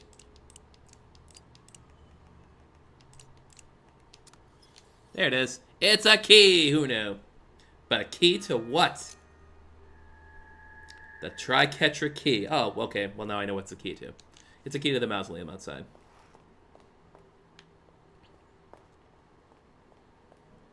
That makes sense, I suppose. Now I can go to the mausoleum. Hey, let's check out this Triquetra key, just for funsies. Was part of a cylindrical lock device, a trefoil knot the triquetra is embossed on the handle. Triquetra is derived from the Latin word triquetras, which means three-cornered. The symbol is used in many religions, and its meaning varies, though it is often related to holiness and wisdom. The earliest known depiction of the symbol is from the Iron Age, but this key is likely only around 250 years old. Considering the complex mechanism it is concealed in, and the great lengths needed to go to find it, it can be assumed it unlocks a door to an extraordinary secluded place, such as a crypt or a secret underground tunnel. It's interesting, you can look in the inspections and kind of get some hints, too, because this is telling me it's in the graveyard. I haven't looked at the right eye yet. Let's look at the right eye. strangely made its own way out of an eye socket of a skeleton in room 1963, a stone-like object with an unnatural cerise glow. It feels magnetic, yet numb and electrical. It gives off a constant low-frequency noise, which causes it to vibrate slightly. Judging from the stone's strange characteristics, it is likely created from spectral information, making it an illusion object. Objects like these exist between realities and are particularly interesting if they are objects related to human body parts. This can mean that they are directly related to the human soul or dreams. Eye-related illusion objects usually come in pairs, and if inserted into sockets in parallel dimensions or dreams, they can reveal new and significant knowledge to the owner. Freaking cool. Hi, Rudy. You get pets. Of course you get pets.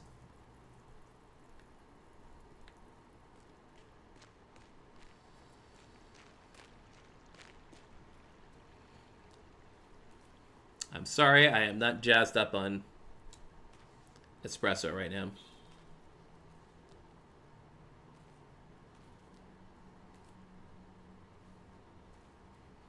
Alright, now let us review. Let me just take notes on this one. Okay, so first and fifth is the one on the right. Third and fourth.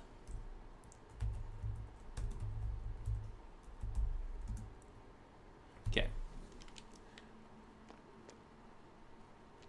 So that one is 40 years, 1807, 1847. So that is center, I guess you'd call it. Which means right, left, center, center, right, left.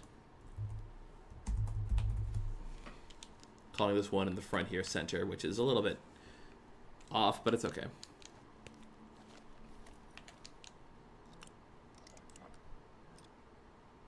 It's 1.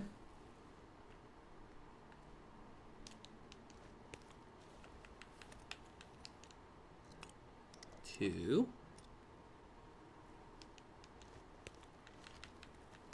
3. And then again on the same one.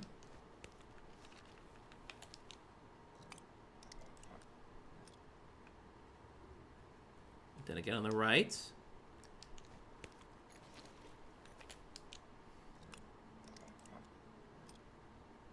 And in the back.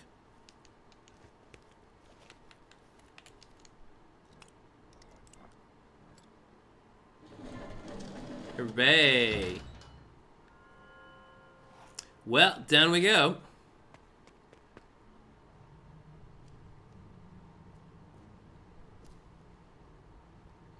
Hey, look, the Silent Hill thingy. A stone panel. Figure out whatever this is.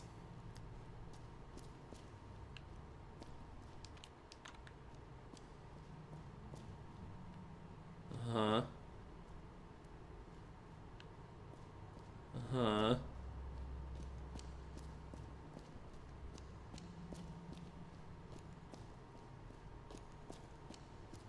Great.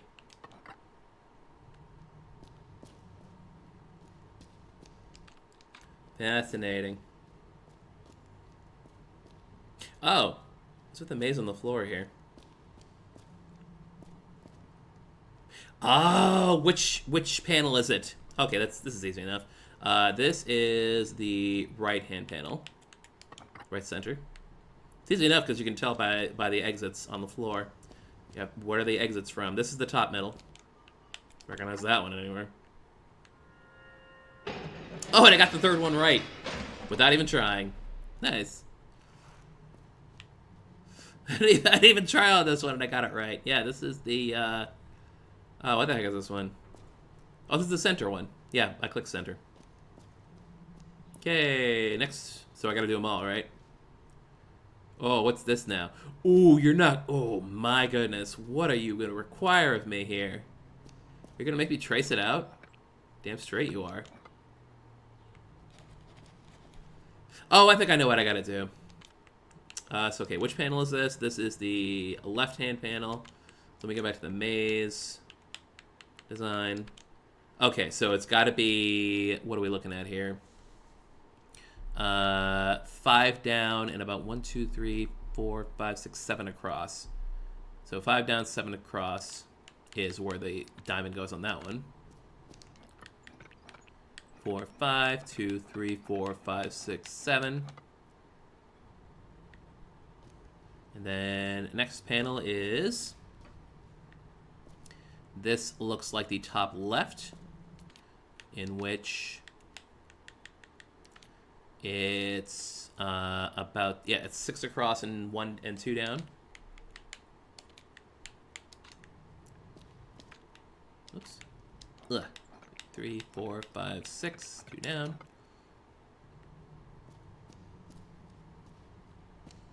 I thought I would have to trace the diamond like along the path. I thought that would have been maddening to me. And I'm like, nope, you just gotta put it in the right spot where the diamonds match up. So for this one, it is 1, 2, 3, 4, 5, and 2 to the, and a second one to the right.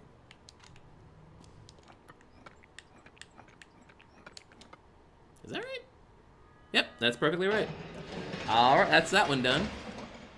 And I would imagine there's a third set coming up. All these bones. Is there any cash around here? I think I remember looking in the, that there was some money in the catacombs. So now I have to look for money. Sorry, I don't mean to drag it out, but... Is it in the skull? It's not in the skull.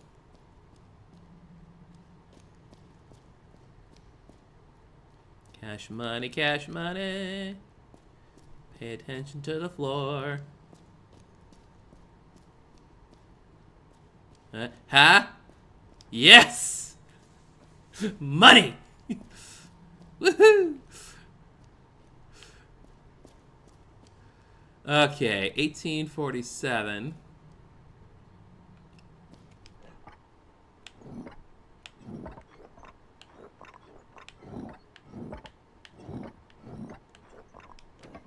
Okay, neat.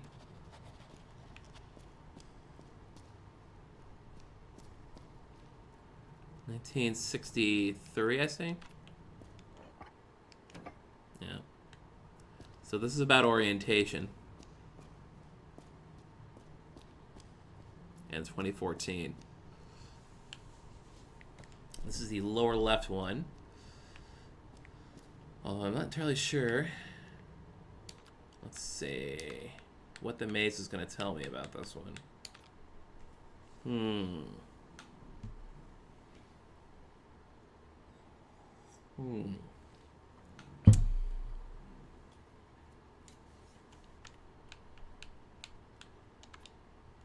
2014, eh? Let's spin it.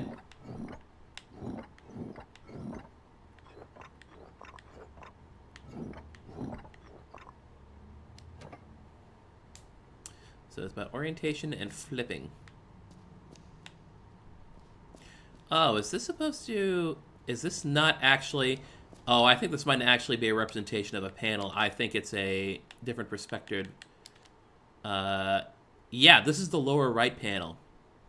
This is the lower right panel. It's just a different perspective. So we just got to match that with the numbers there.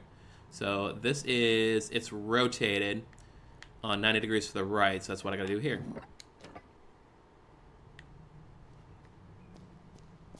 Got it. Think I got it. Think I got it.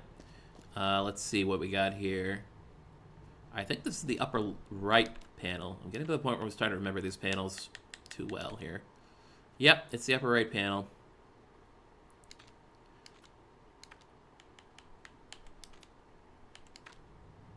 And it's just turned to the left 45 degree, 90 degrees. And this last one is definitely a panel.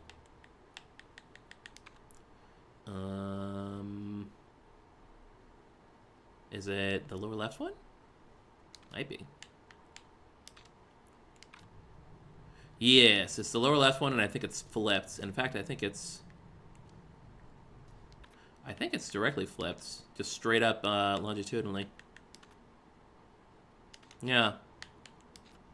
So what I want is this 1847 just backwards, but upright. Just like that.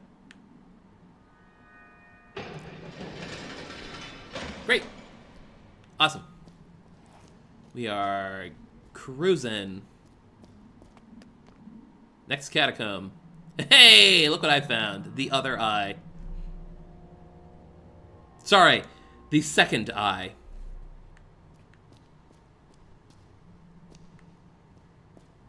Oh, just hand it to me. Eye number 2.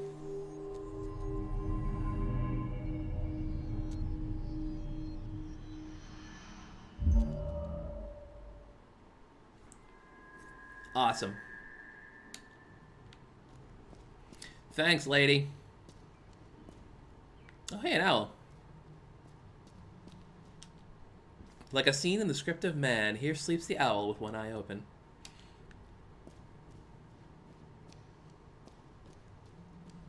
Whoop, and this keeps going.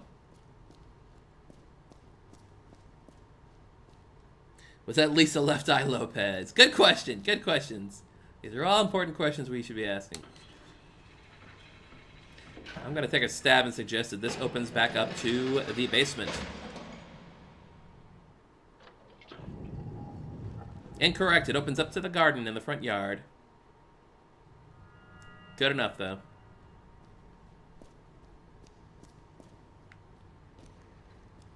You know, I could have sworn there's supposed to be one more dollar down here. There's supposed to be 2, as I recall. So I'm just going to go do some grave robbing here. Can I? No. Oh, that's the sarcophagus lid that's on the ground there.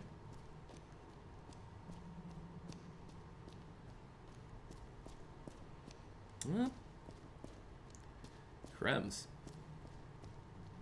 I guess I can't flip this anymore. Hi, Rudy. We're back. Oh, look, he's sipping out of the fountain. That's so cute. Rudy, you're cute. I'm glad you're here, Rudy. Grounds me.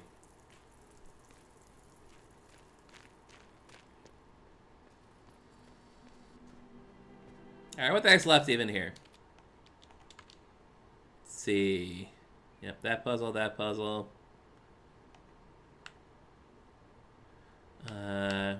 Thing with the deal. Computer. More computers. Telephones. Oh, I got a call about the skeleton. That's right, let's go to our mental notes, which will tell us what to do. Yeah, we got a call about the skeleton. Still got to reach the center of Quiz Club. Something on the right Mace statue, something on the left Mace statue. Oh, yeah, of course. Well, duh. I think everything else is pretty much... Oh, log into the supercomputer. Well, that's the big one. I think we're heading towards the end here, folks. Okay, we got a call about the skeleton, though. That's very important.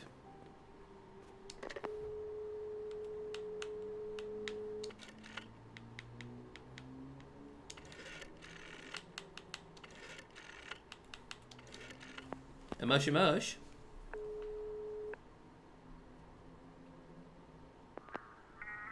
Pronto.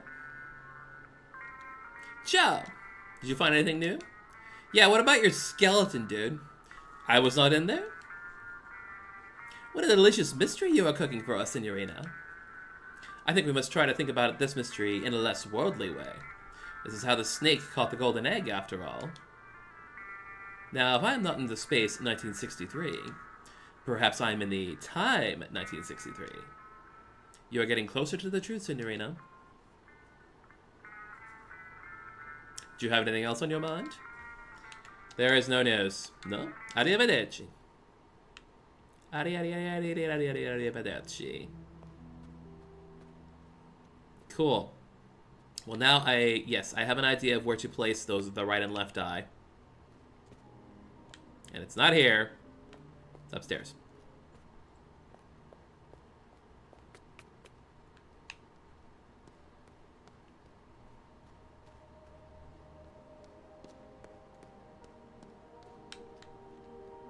Yep, it's in the maze.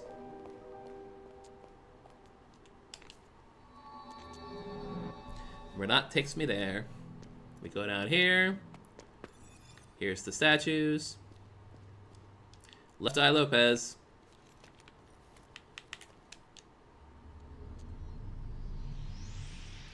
Be a whoop.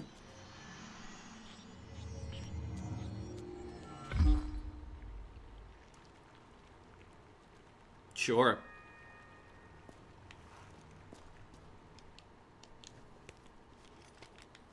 And the right eye.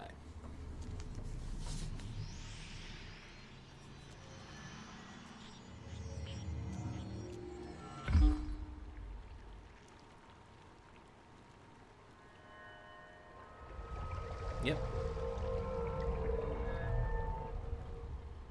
Okay. Let me just write that sucker down, although I think I can get it from the thing, but I'm gonna write it down anyway because this is probably pretty darn important. E9, 0, 0, E4. FD3, 5B9, E9, 0, 0, 3, 4. Truth of the Minotaur, do below. Eyes of the Dead, red tears. See, what the quiz club, center of the quiz club, was asking me about exactly what it said on the Minotaur. And instead of the inscription on the top, I'm supposed to feed him those lines on the bottom. Why am I here? So we go to quiz club. Stats program, 20 shortcuts done. Mausoleum, apparently there's $3 in the another $1 in the mausoleum somewhere. I don't know, whatever. I don't think it's as important that I find all the money. I'm missing a couple from the prototypes too. It's okay. It's okay. We rolling hard. So now we go back to quiz club.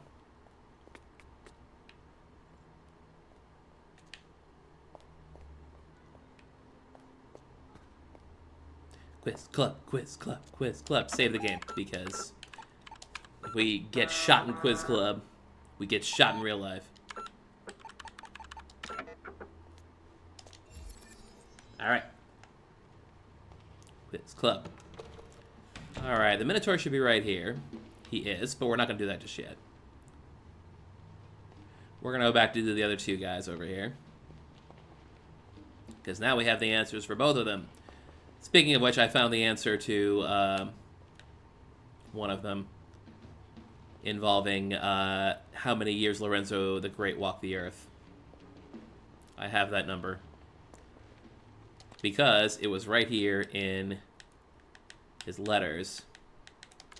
49 years on this earth. That's where I found it. And I believe it's this one right here. Hang on. Turned around. Turned around. Oh, it's the next one over? I think it's the next one over.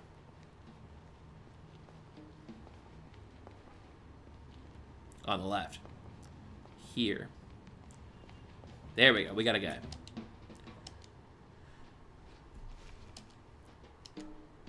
How many journeyed in silk robes and tattered rags and gilded wagons and bloody souls? Truth above all. Risk my life, because it's 7.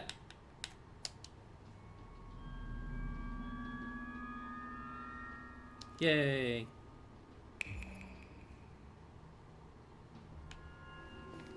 Money! It's the money hole. Reminds me of Silent Hill 4, that money hole. And I believe there's one more dude, like, around here-ish.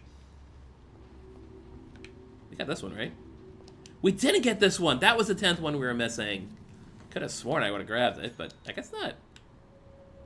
Right, so that's all the money in the quiz club, thankfully. We don't have to explore that a lot. 49 years.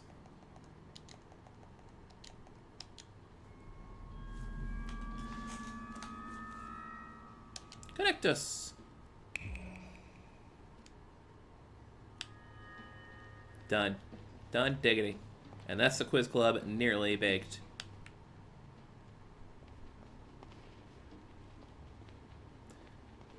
Down here. And then we bend over this way. I think I'll save it just to be safe, just so I don't have to do those 2 questions again. Oops, it's over here.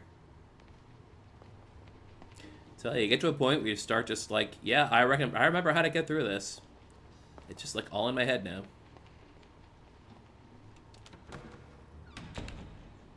One more save. Safety save. Bitch save, as they call it.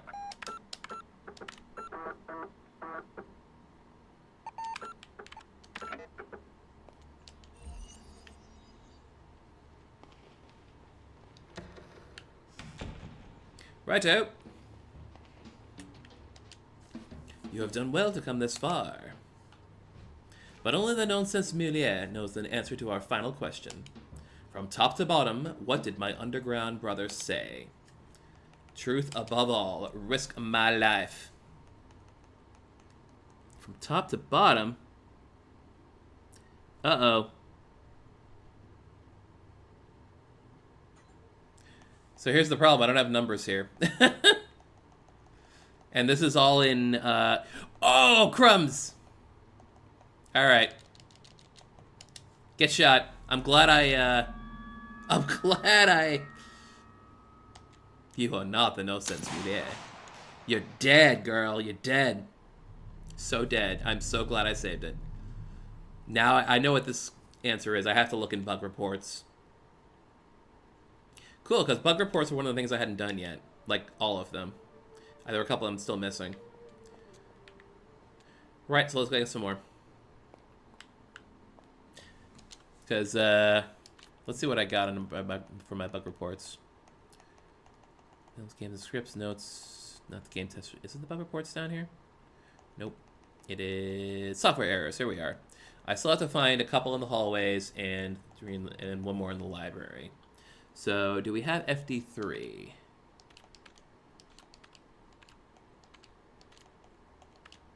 DD1, A46. I do not have FD3. Interesting. 589. 5B9. Thought it was. That is B. Okay. 5B9 is library error message 2.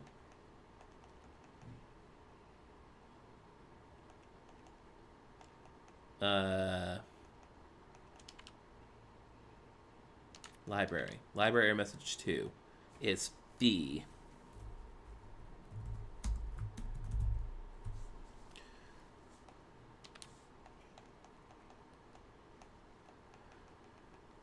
What else we got? How about E90? I think I saw E90 already. There it is. E90 is Forest 3.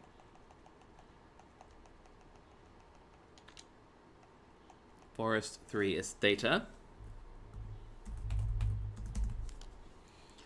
And then 0E4.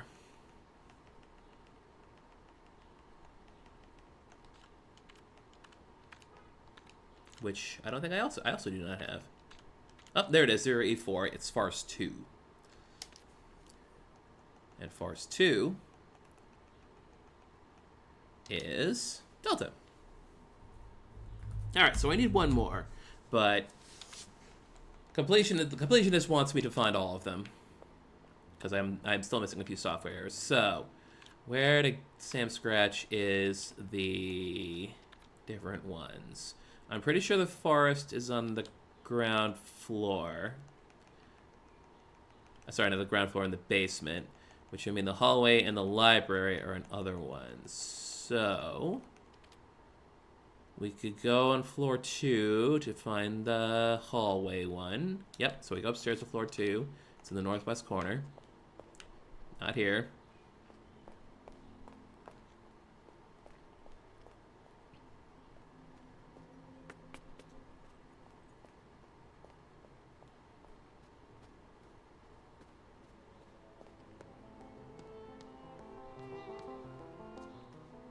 Oops.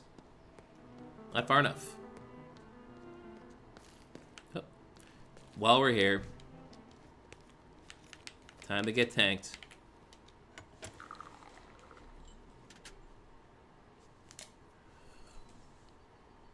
Okay, go, go, go, go, go. Okay. So this puts us in... Ah, shoot, I should have remembered the... It's only me. Should have remembered what the bugs were supposed to be.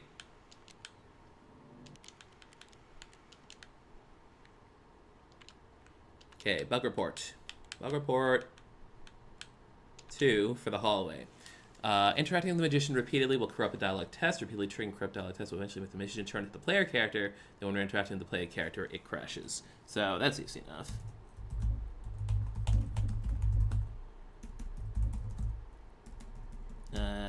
Okay. And C. We already did Omega. That was already done.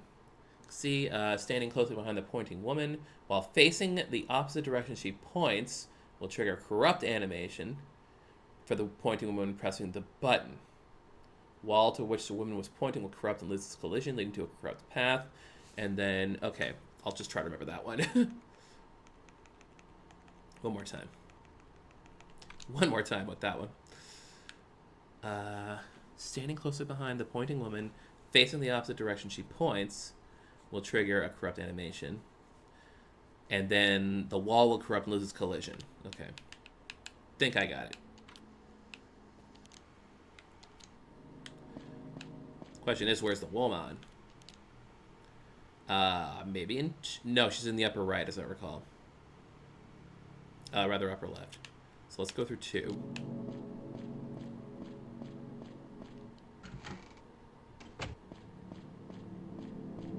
Because over here, I believe, is magician. Yep, there he is.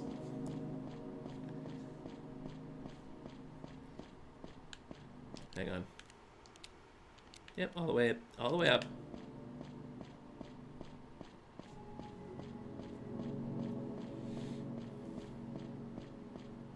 To 5.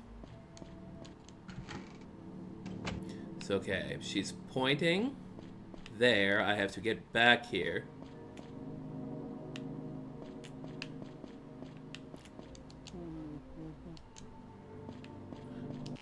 There we go.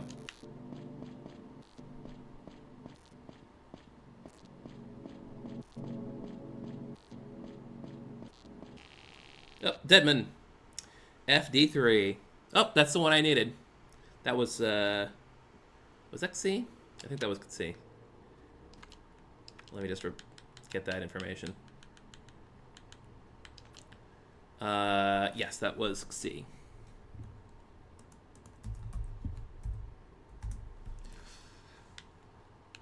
All right. We'll still do the other ones though, just for completion's sake. Get as close to 100 as possible.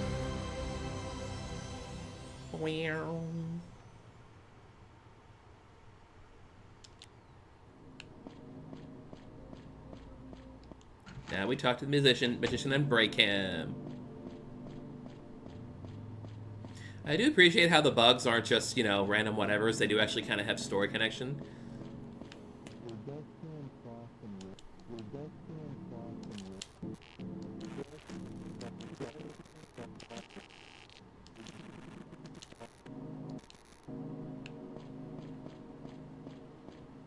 And now talk to myself. E32, which is unimportant. Sorry, I'm still in tank. I'm still in tank controls mode for a second there. Now I have to go upstairs, as I recall, because that's where the third one is. That's not the right way. That's the right way. It's, yeah, I go left, down, right, and then there's a,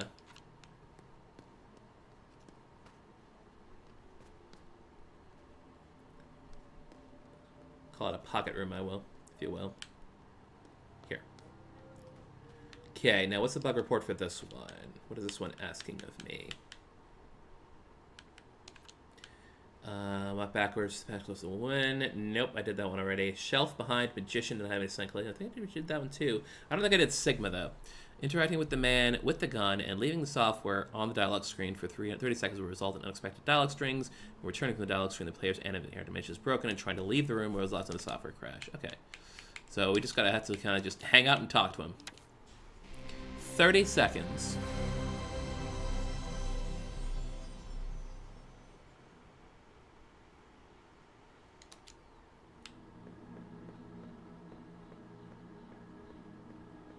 Make sure. I'm pretty sure he's in the upper left corner.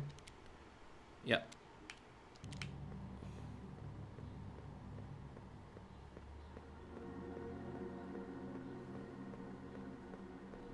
Tank controls.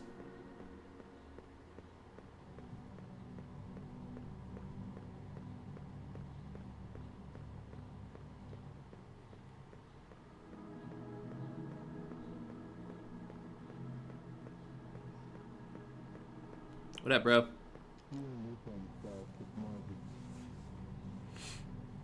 Alright, and now we just kind of sit and chill. And I'll have a sip of water while we're doing so. God, I hope he doesn't point it at me. That'd be scary.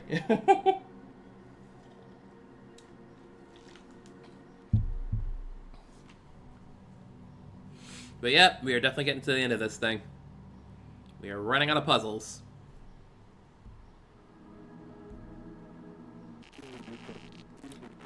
Ooh.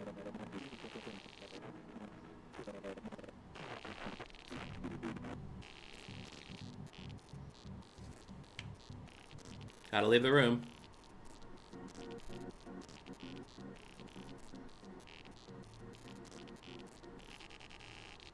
There we go.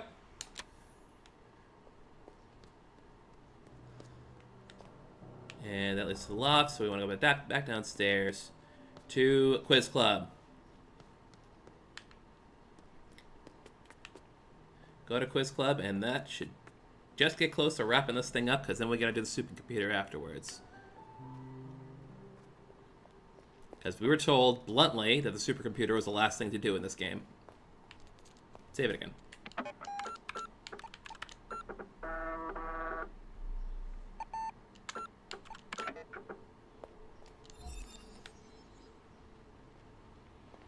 Oh, right. Let me review the Greek alphabet here. Let me review the Greek alphabet, please. Greek letters. There we go. So C is the 3 lines. The Phi is a circle with a circle bisected. Theta is circle bisected horizontally, well, with a little line in it. And delta is a triangle. I know delta is a triangle. Fortunately, I don't know my Greek letters offhand, but...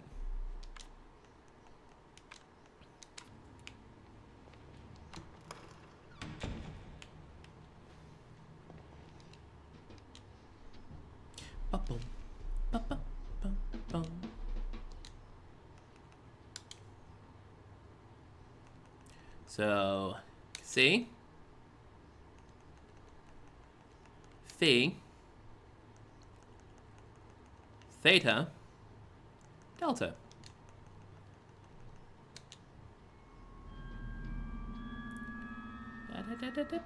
I am the Nonsense Miller. Bye. The Wordle, you subscribed for a whole year. Thank you so much for the subscription. Oh, we're here. In the center. The perseverance in your heart has proven great. You have reached the center once more. Beyond the mirror ahead exists another reality. Broken from whence you came, unbroken by the powers of truth. The red gallery is beyond and below. It houses the 3 symbols of truth you seek. But know that the passing of time rearranges all. What? Construct the original arrangement in your mind's eye. Paint the 3 symbols of truth in your memory. Return to the looking glass once you believe yourself done. Okay, this is where it gets ugly, I guess, huh?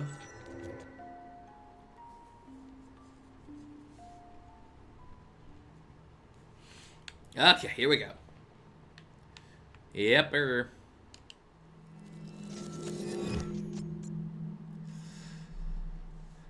Okay. Apparently I have to reconstruct tooth or some crap like that.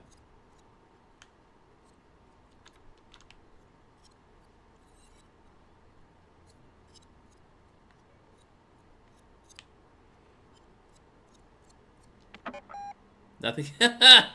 Okay, thanks. Nothing can be saved now. I'm in too deep.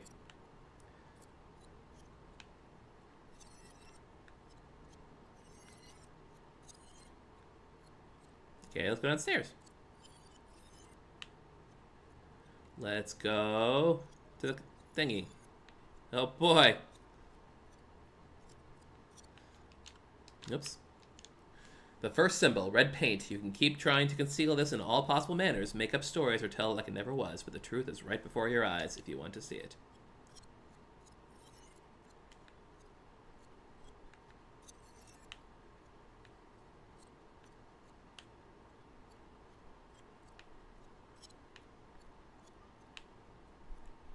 Okay, there's that.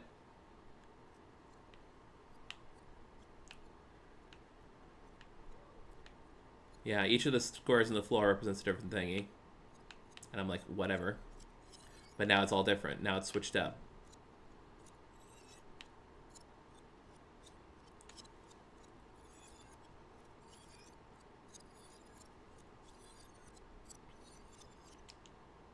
Oh! Second symbol. You keep mixing things up. Stop playing games. Third, this is back to the first symbol. Third symbol. It's time to end this constant rearrangement of history. This is your last chance to make peace with the truth before you go.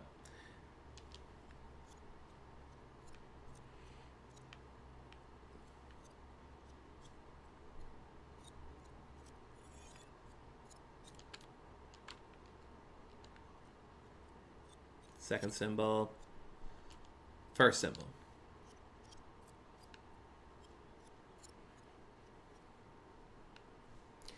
Okay. Okay. I'm guessing red are the colors we care about.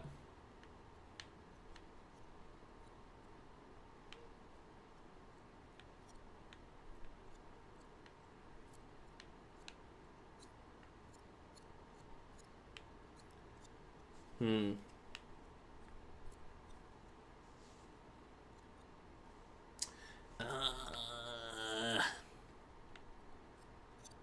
All right.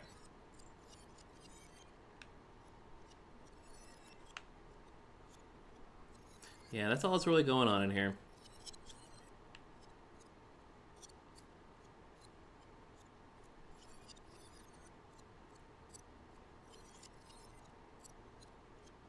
Okay, I guess I'll just try to remember as much as I can here.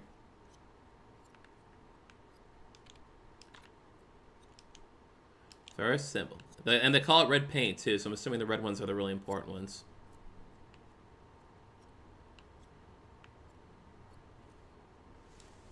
Let's see here. So, for one, let's say 2, 3,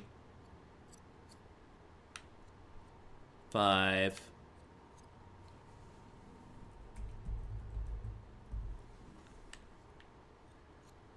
7, 8, 9. Yep. Whatever that means. And the second symbol, which I believe we see going this way. This is second, right? Yep. 2, 3, 4, 5,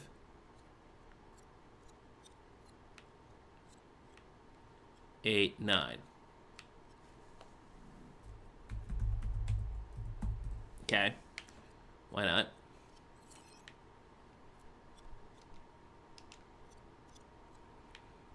So it's 2.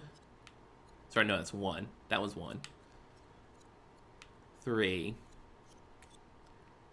4, 5. 1, 3, 4, 5, 6. 1, 3, 4, 5, 6, 8.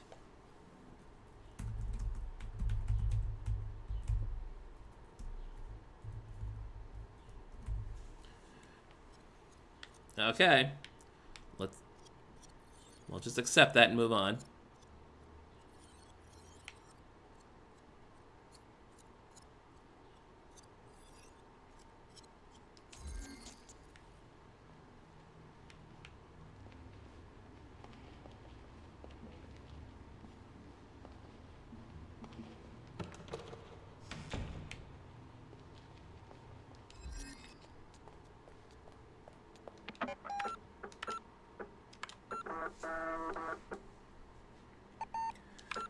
Okay. So, checking our mental notes. What else there is to do around here? Anything I missed?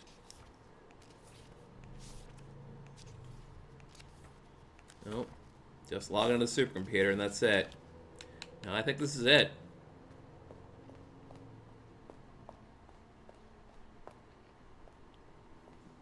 Excuse me. We go down to the basement, find the supercomputer, and that should just about do it. Assuming we can figure it out, of course. Let's see. Supercomputer is where from here? I've already forgotten.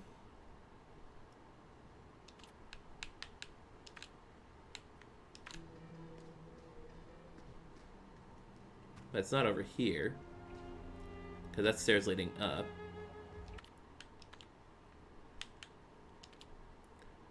That's stairs leading up, that's stairs leading up. Both of those are stairs leading up. Welcome to... I'd forgotten how I found the supercomputer in the first place.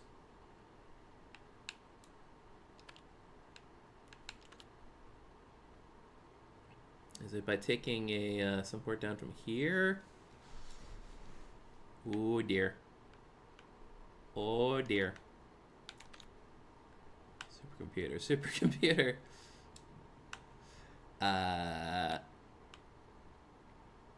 Wasn't the basement, was it? Or was it? Could have been the basement. Elevator. Yeah, let's give it a shot. Grab the elevator and go down that way.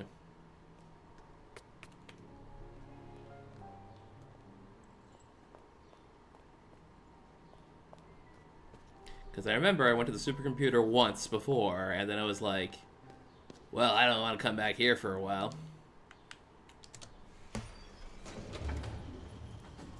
I think it's this. Yeah, because this leads to the second basement. There it is. The OQ3. Very red down here, very red.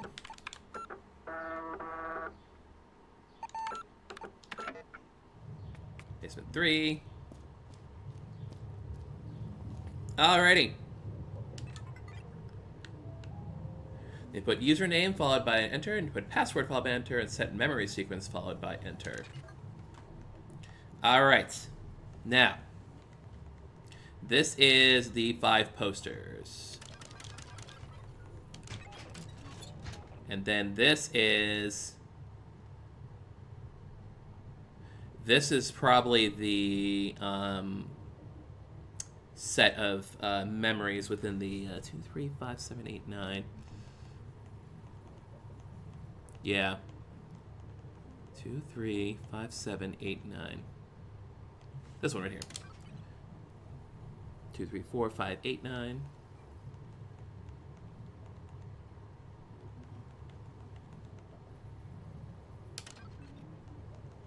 And 1, 3, 4, 5, 6, 8. 1, 3, 4, 5, 6, 8.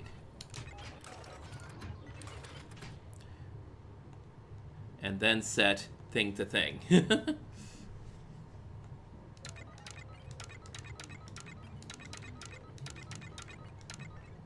The memory sequence.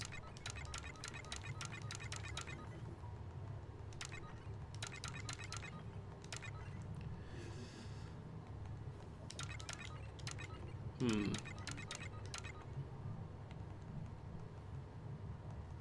2014. All right. Well, we know we got this wrong.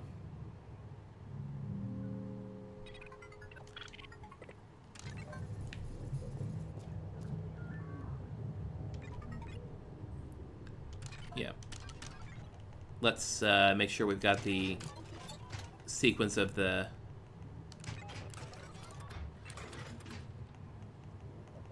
memory sequence. 1847, 1963, 2014. Which were the... You know what? I just thought of something. I may not be as done as I thought I was. But before I do anything else, let's review the posters. Okay. Poster 1 is a backwards C with a U.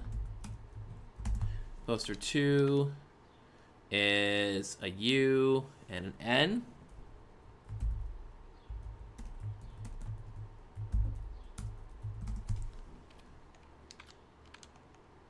Poster 3 is an S and a U.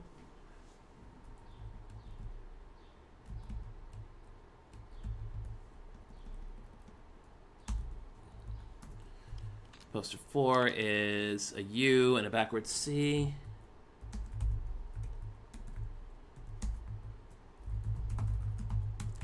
And poster 5 is a U and a T.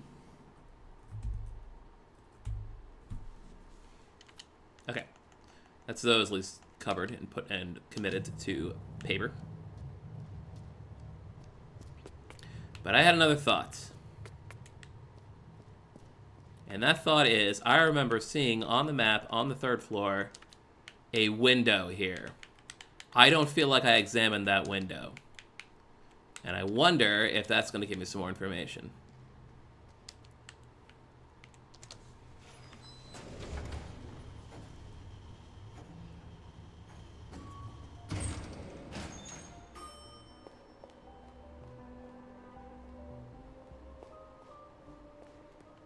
So we're going to try it. I'm going to try poking that window.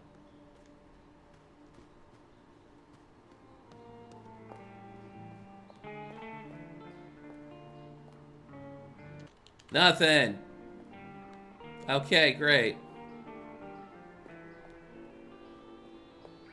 Memory sequences.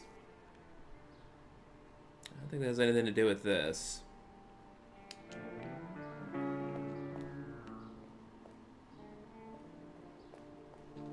Memory sequences.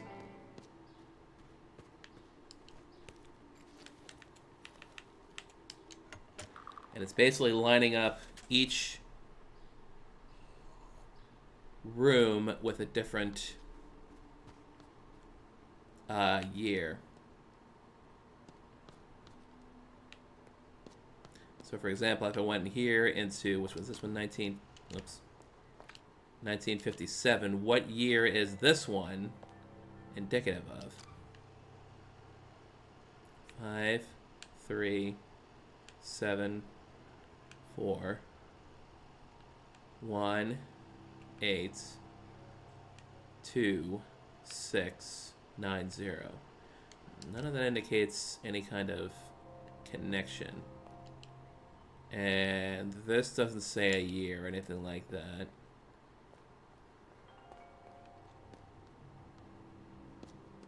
Maybe the puzzle boxes? And this is just the television doing its thing. Whee!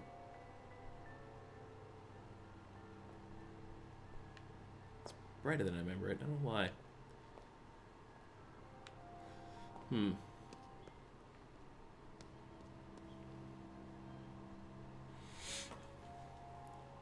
it's not like it's flashing the actual year.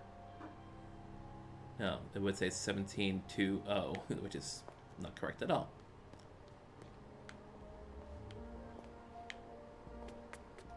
Memory sequence. And this one's just... well, this one's just a mess.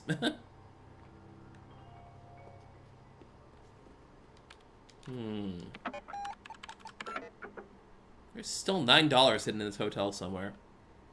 That's gonna madden me.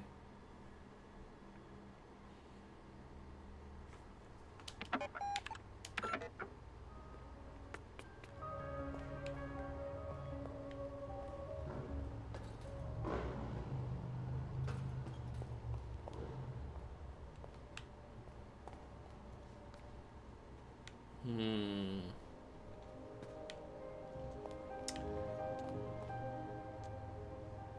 1847.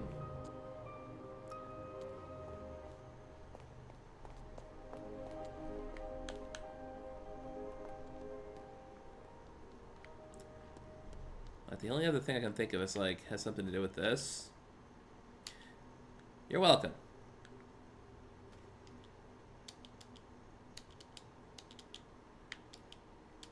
Okay, just going through some dialogue here.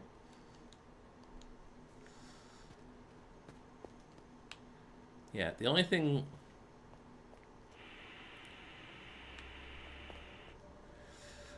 Unless I can make a claim that each of these is tied somehow to the people inside them. Like, this is Lorenzo over here, this is Lorelei right here, and this is Renat over here. Which would suggest that we could tie each of the years to a person. Perhaps. There's dead Lorenzo.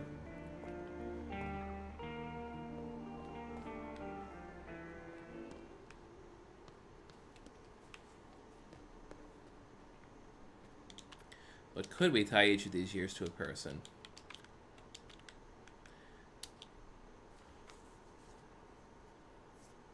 Back reads the electric room. Held by a ghost on the other side of the broken window, but the ghost of Renat gave all of these to me, so that's not anything specific. Room of Independence, Room of Birth, Creative Room, Room of First Contact, Disappearing Room, Indonesian Room, That's weird. Hiding Room, Father's Room. That's a triquetry key. Indonesian, Spearing, First Contact, Creative Room, Birth, Independence, Electric Room. Maybe the...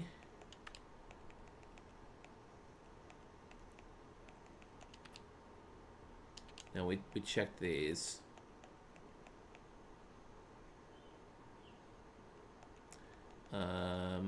Not stories. Visions for no. Well, hang on. These are something we haven't quite figured out yet.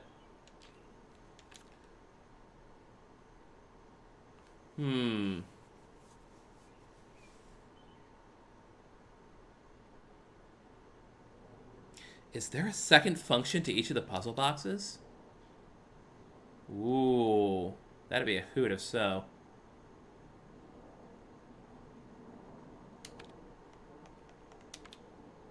Wait. Oh, no. These are the answers to the memory sequences right here. The answer to this one's 2014. The answer to this one is... Oh, it's 1847. Okay, I'm seeing it. All right, here we go. We got it.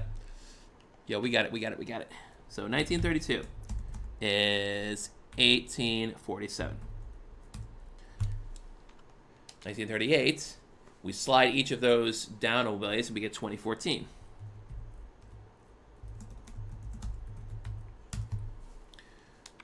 $1948.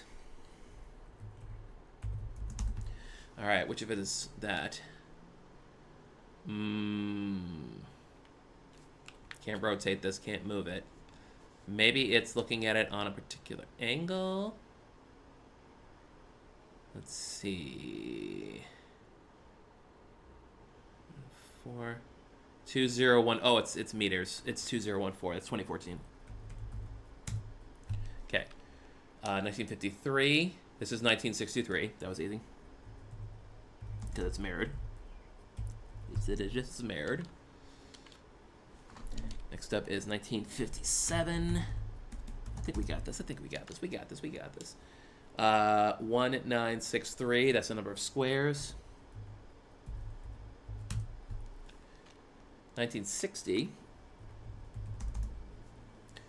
Let's see here. Part of me wants to say 1963. But I feel like there's more to it than that. I mean, it almost looks like a 1963 like this. 1, 2, 3, 4, 5, 6, 7, 8. It's line strokes. Its number of line strokes is 1847. 1847. Because the third one's a 4, because 4 line strokes. The one on the left is 1, and the one on the right is a 7. 1962 is, I want to say 1963, but I'm not sure what they're based on. Let's see. I mean, I can make a. Hmm.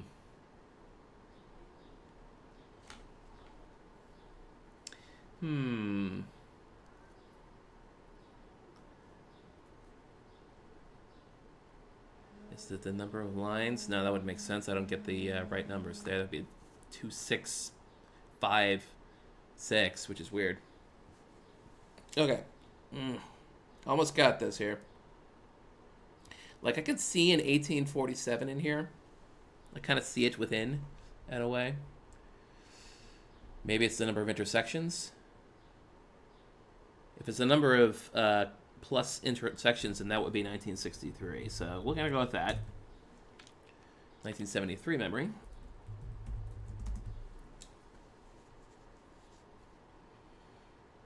Oh, it's a swinging hinge. The circle is a swinging hinge, like it's a door or something. This is 1847. And 1982 is a bunch of squares. Is it 2014? Because of the number of triangles? Sure, we'll do that. So we've got them all lined up. We've got the 5 posters. And we've got our password. So this should do it.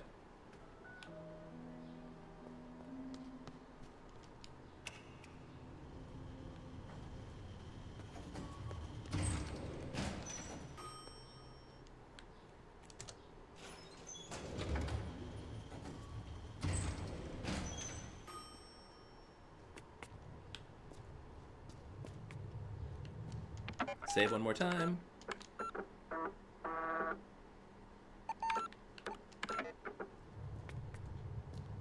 All right, let's roll this. Username, password, memory sequence. Username is backwards C dash U, wherever the heck that is.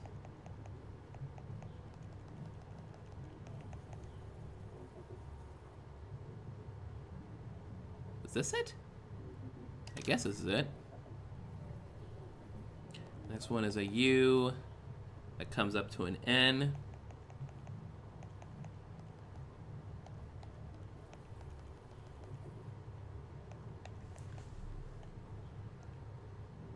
Oh, here we are. Next one's an S dash U. That's one right here. Next one is a U underscore and a backwards C. This one right here. Fifth one is U, and then it makes like almost like a T, like this. All right, there's your username and the password, which is 235789.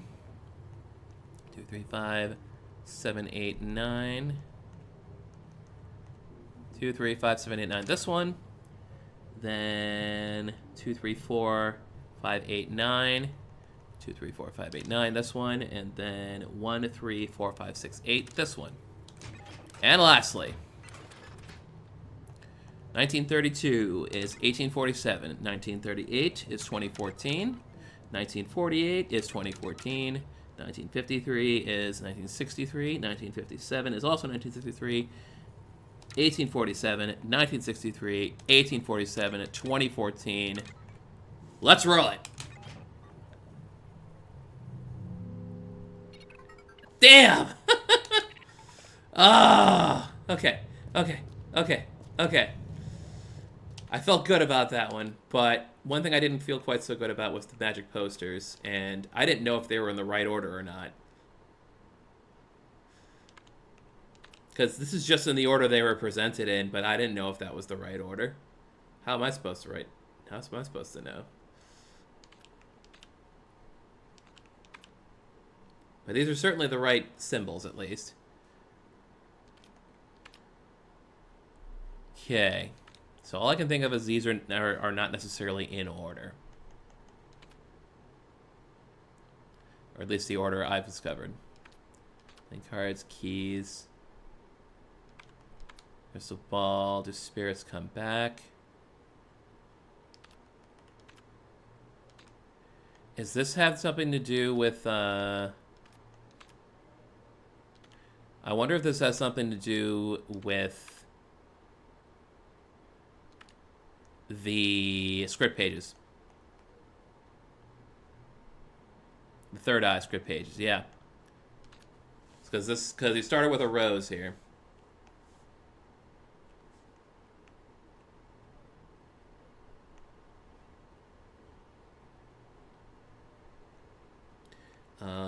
Yeah, I don't think there's anything special here.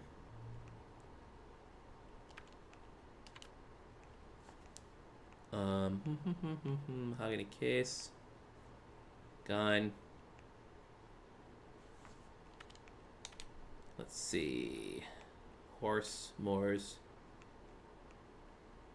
Yes, this is a rose. There's a rose in this one. I seem to remember there being a crystal in one of them, too.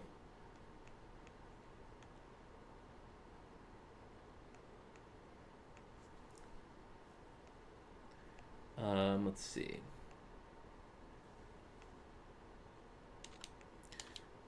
Rose, and the Vermilion Tears.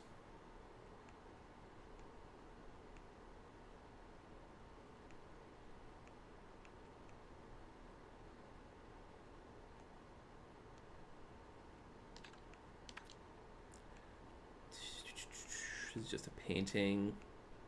Owl, hat. Tickets. Teatro Rosso. Oh, man.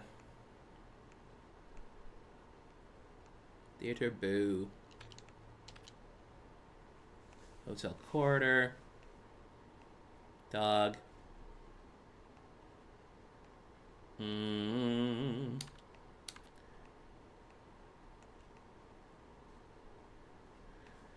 Oh, my goodness.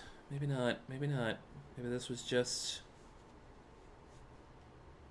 Maybe this was just lore. Okay. Magic posters. Playing cards.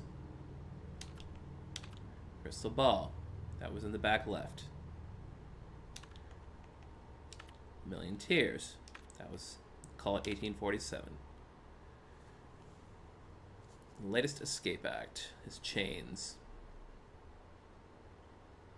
That was, oh, he was held captive in like one of the other rooms. The club room, I think it was.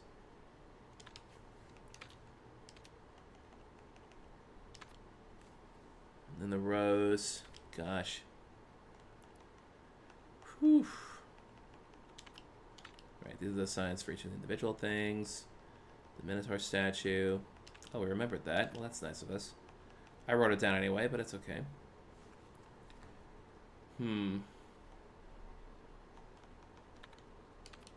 Yeah, I don't think that's going to be a thing.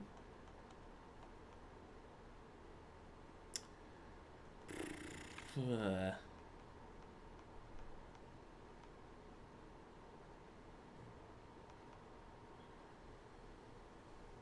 could have sworn I saw Crystal mentioned somewhere that wasn't just in the...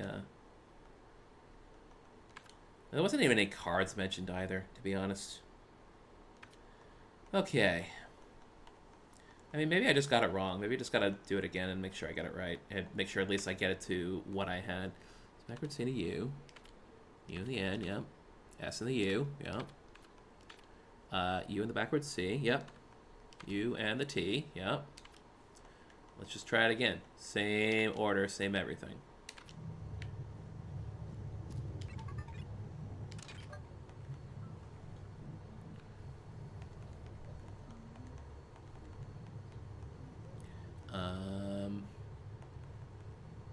Lost it. There it is.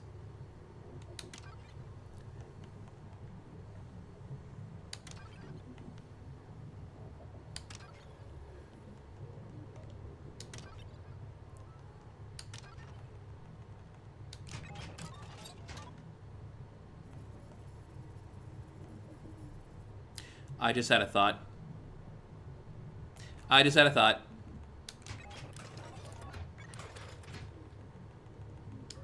I just had a thought. Something I haven't used yet. At least I don't think I did. Messages from the past. The ancient rune I. The ancient rune L. E. R. O. Now, those letters will spell Lorelei if you use them a couple times. But I-L-E-R-O. Did those have anything to do with anything here?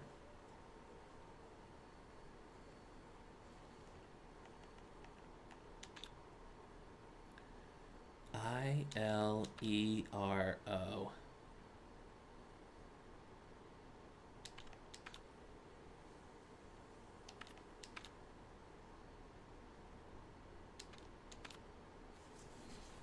I-L-E-R-O. Like, these are the simplest ones in the markers there.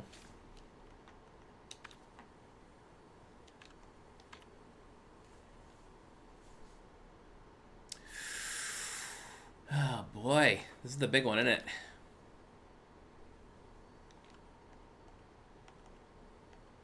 Is there anything else I haven't used? I mean, the magic posters are obvious. They were stuff that was on the posters.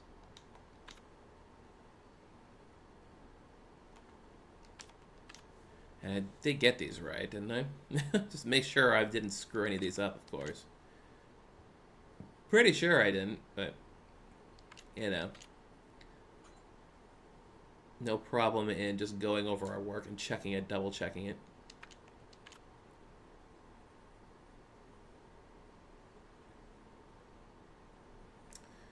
I-L-E-R-O.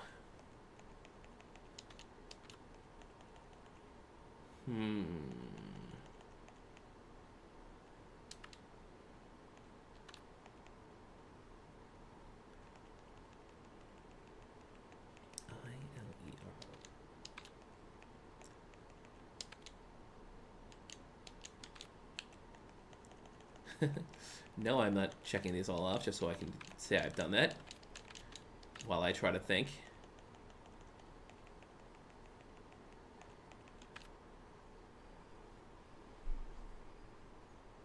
Not like any of these look like an I-L-E-R-O or anything like that. These don't look like anything, honestly, in any kind of particular, apart from matching the buttons on the keypad. Alright. I think what I'm just going to do is try it again. Make sure I did it correctly. Make sure I didn't screw up somewhere.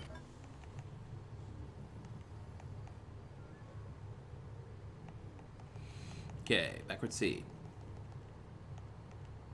With a U. U-N. S-U. U and a backward C. U-T. Okay. Then 2, 3, 5, 7, 8, 9. 2, 3, 5, 7, 8, 9, yep. 2, 3, 4, 5, 8, 9.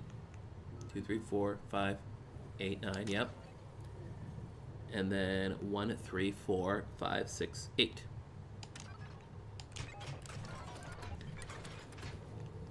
And then 1847, 2014, 2014, 1963, 1963, 1847, 1963, 1847, 2014.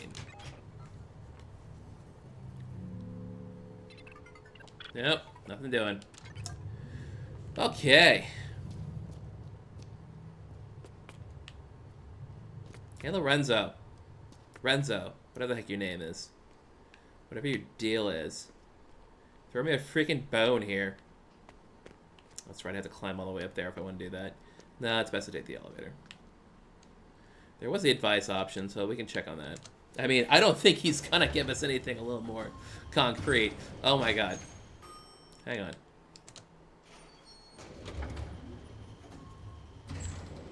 Walking by this a million times. Money!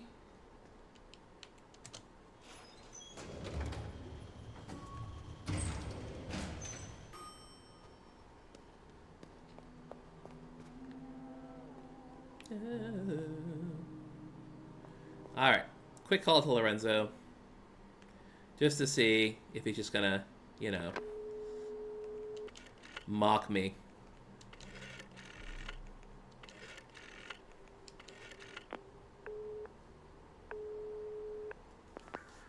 Pronto, buongiorno signorina, what's on your mind? What do you got? If the flute blows smoke, there will be no dance. Oh, that's it, huh? Thanks.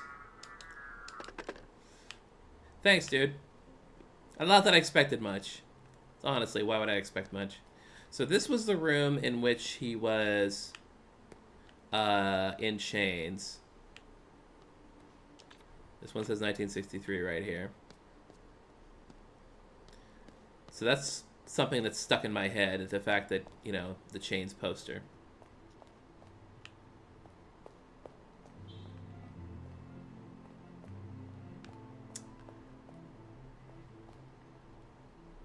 Are there any roses connected to all this either?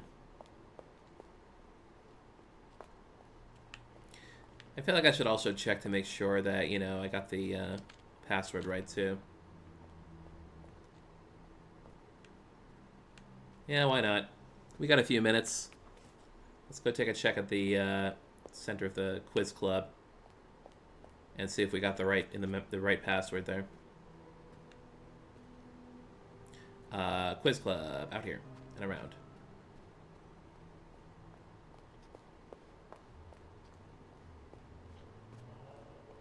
Why not?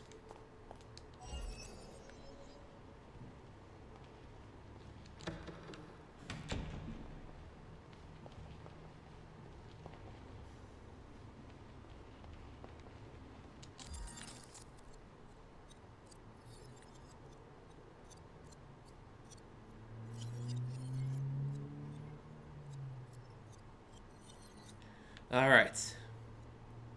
Yeah, all these symbols are of 6, so we got to make sure we have, yep, that's 2, 3, 5, 7, 8, 9. Yep, that's the correct symbol. And that was the first one, right? Yes, that's the first symbol. This one is the second symbol. 2, 3, 4, 5, 8, and 9. Yep. And then third symbol. 1, 3, 6, 5, 4, and 8. Yeah. No, those are correct. That's correct as I feel they're going to be.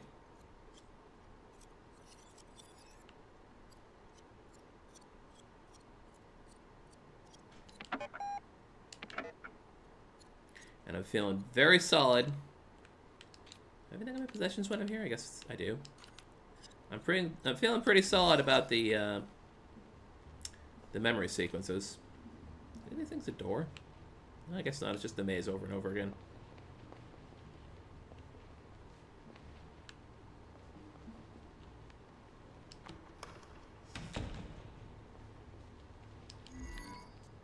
All right, let's check the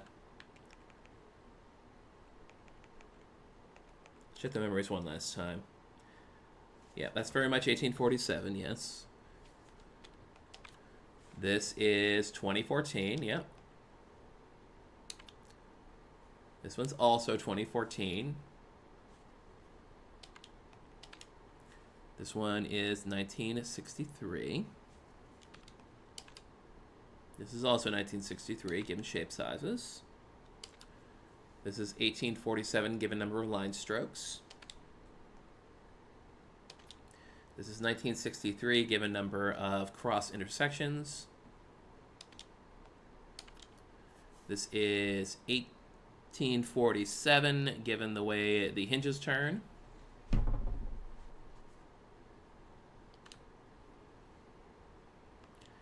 And this is 2014, given the number of triangles.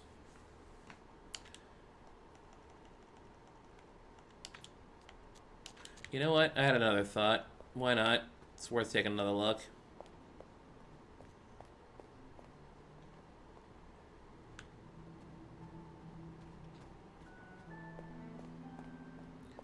We can probably make my last thought for the evening, but for some reason, I just kind of want to make sure that the numbers in the bottom row are equivalent to the years and they are in chronological order. I didn't check really to confirm that, but I feel I should. All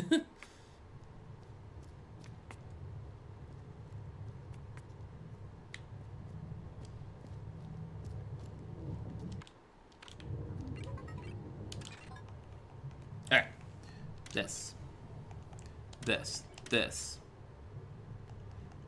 this, and this. Getting real familiar with these buttons now.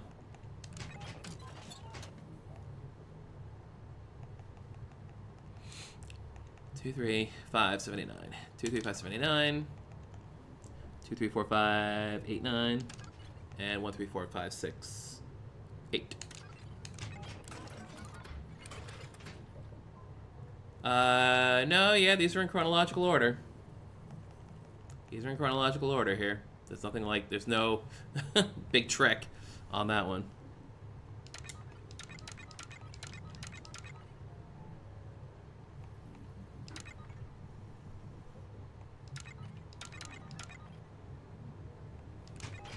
But that is still incorrect, right? Yep, incorrect noise. Okay, cool. Well, guess what? It's 8 o'clock. I'm a little stumped. But I promise I'll bake all this on the bit until next time we do stream this coming Sunday rather. So yeah, let's just save it here. Maybe I can spend some time looking for money in the mansion while now that I know I can run around the mansion safely. I might pick up some more money if I can. Yeah, I'll take care of this favor. Don't worry about it. Let's see here.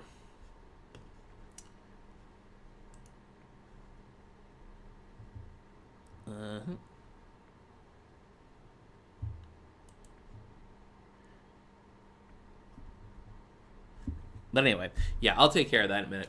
But regardless, yes, we will pick this back up on Sunday, and then once we finish that, hopefully we'll finish it like right away. And then after we finish that, we will start with Pony Island. So that should be a fun time too. We'll play that as well. So again, as always, thank you all for coming. Sorry we kind of, it's a shame we kind of just bollocksed up at the very end, but you know, puzzles are hard. They're supposed to be hard. This is the last puzzle in the game. I would assume it's supposed to be hard. So we're going to spend some time ruminating and figuring it out. Okay, so everyone have a good evening, and we'll see you next time.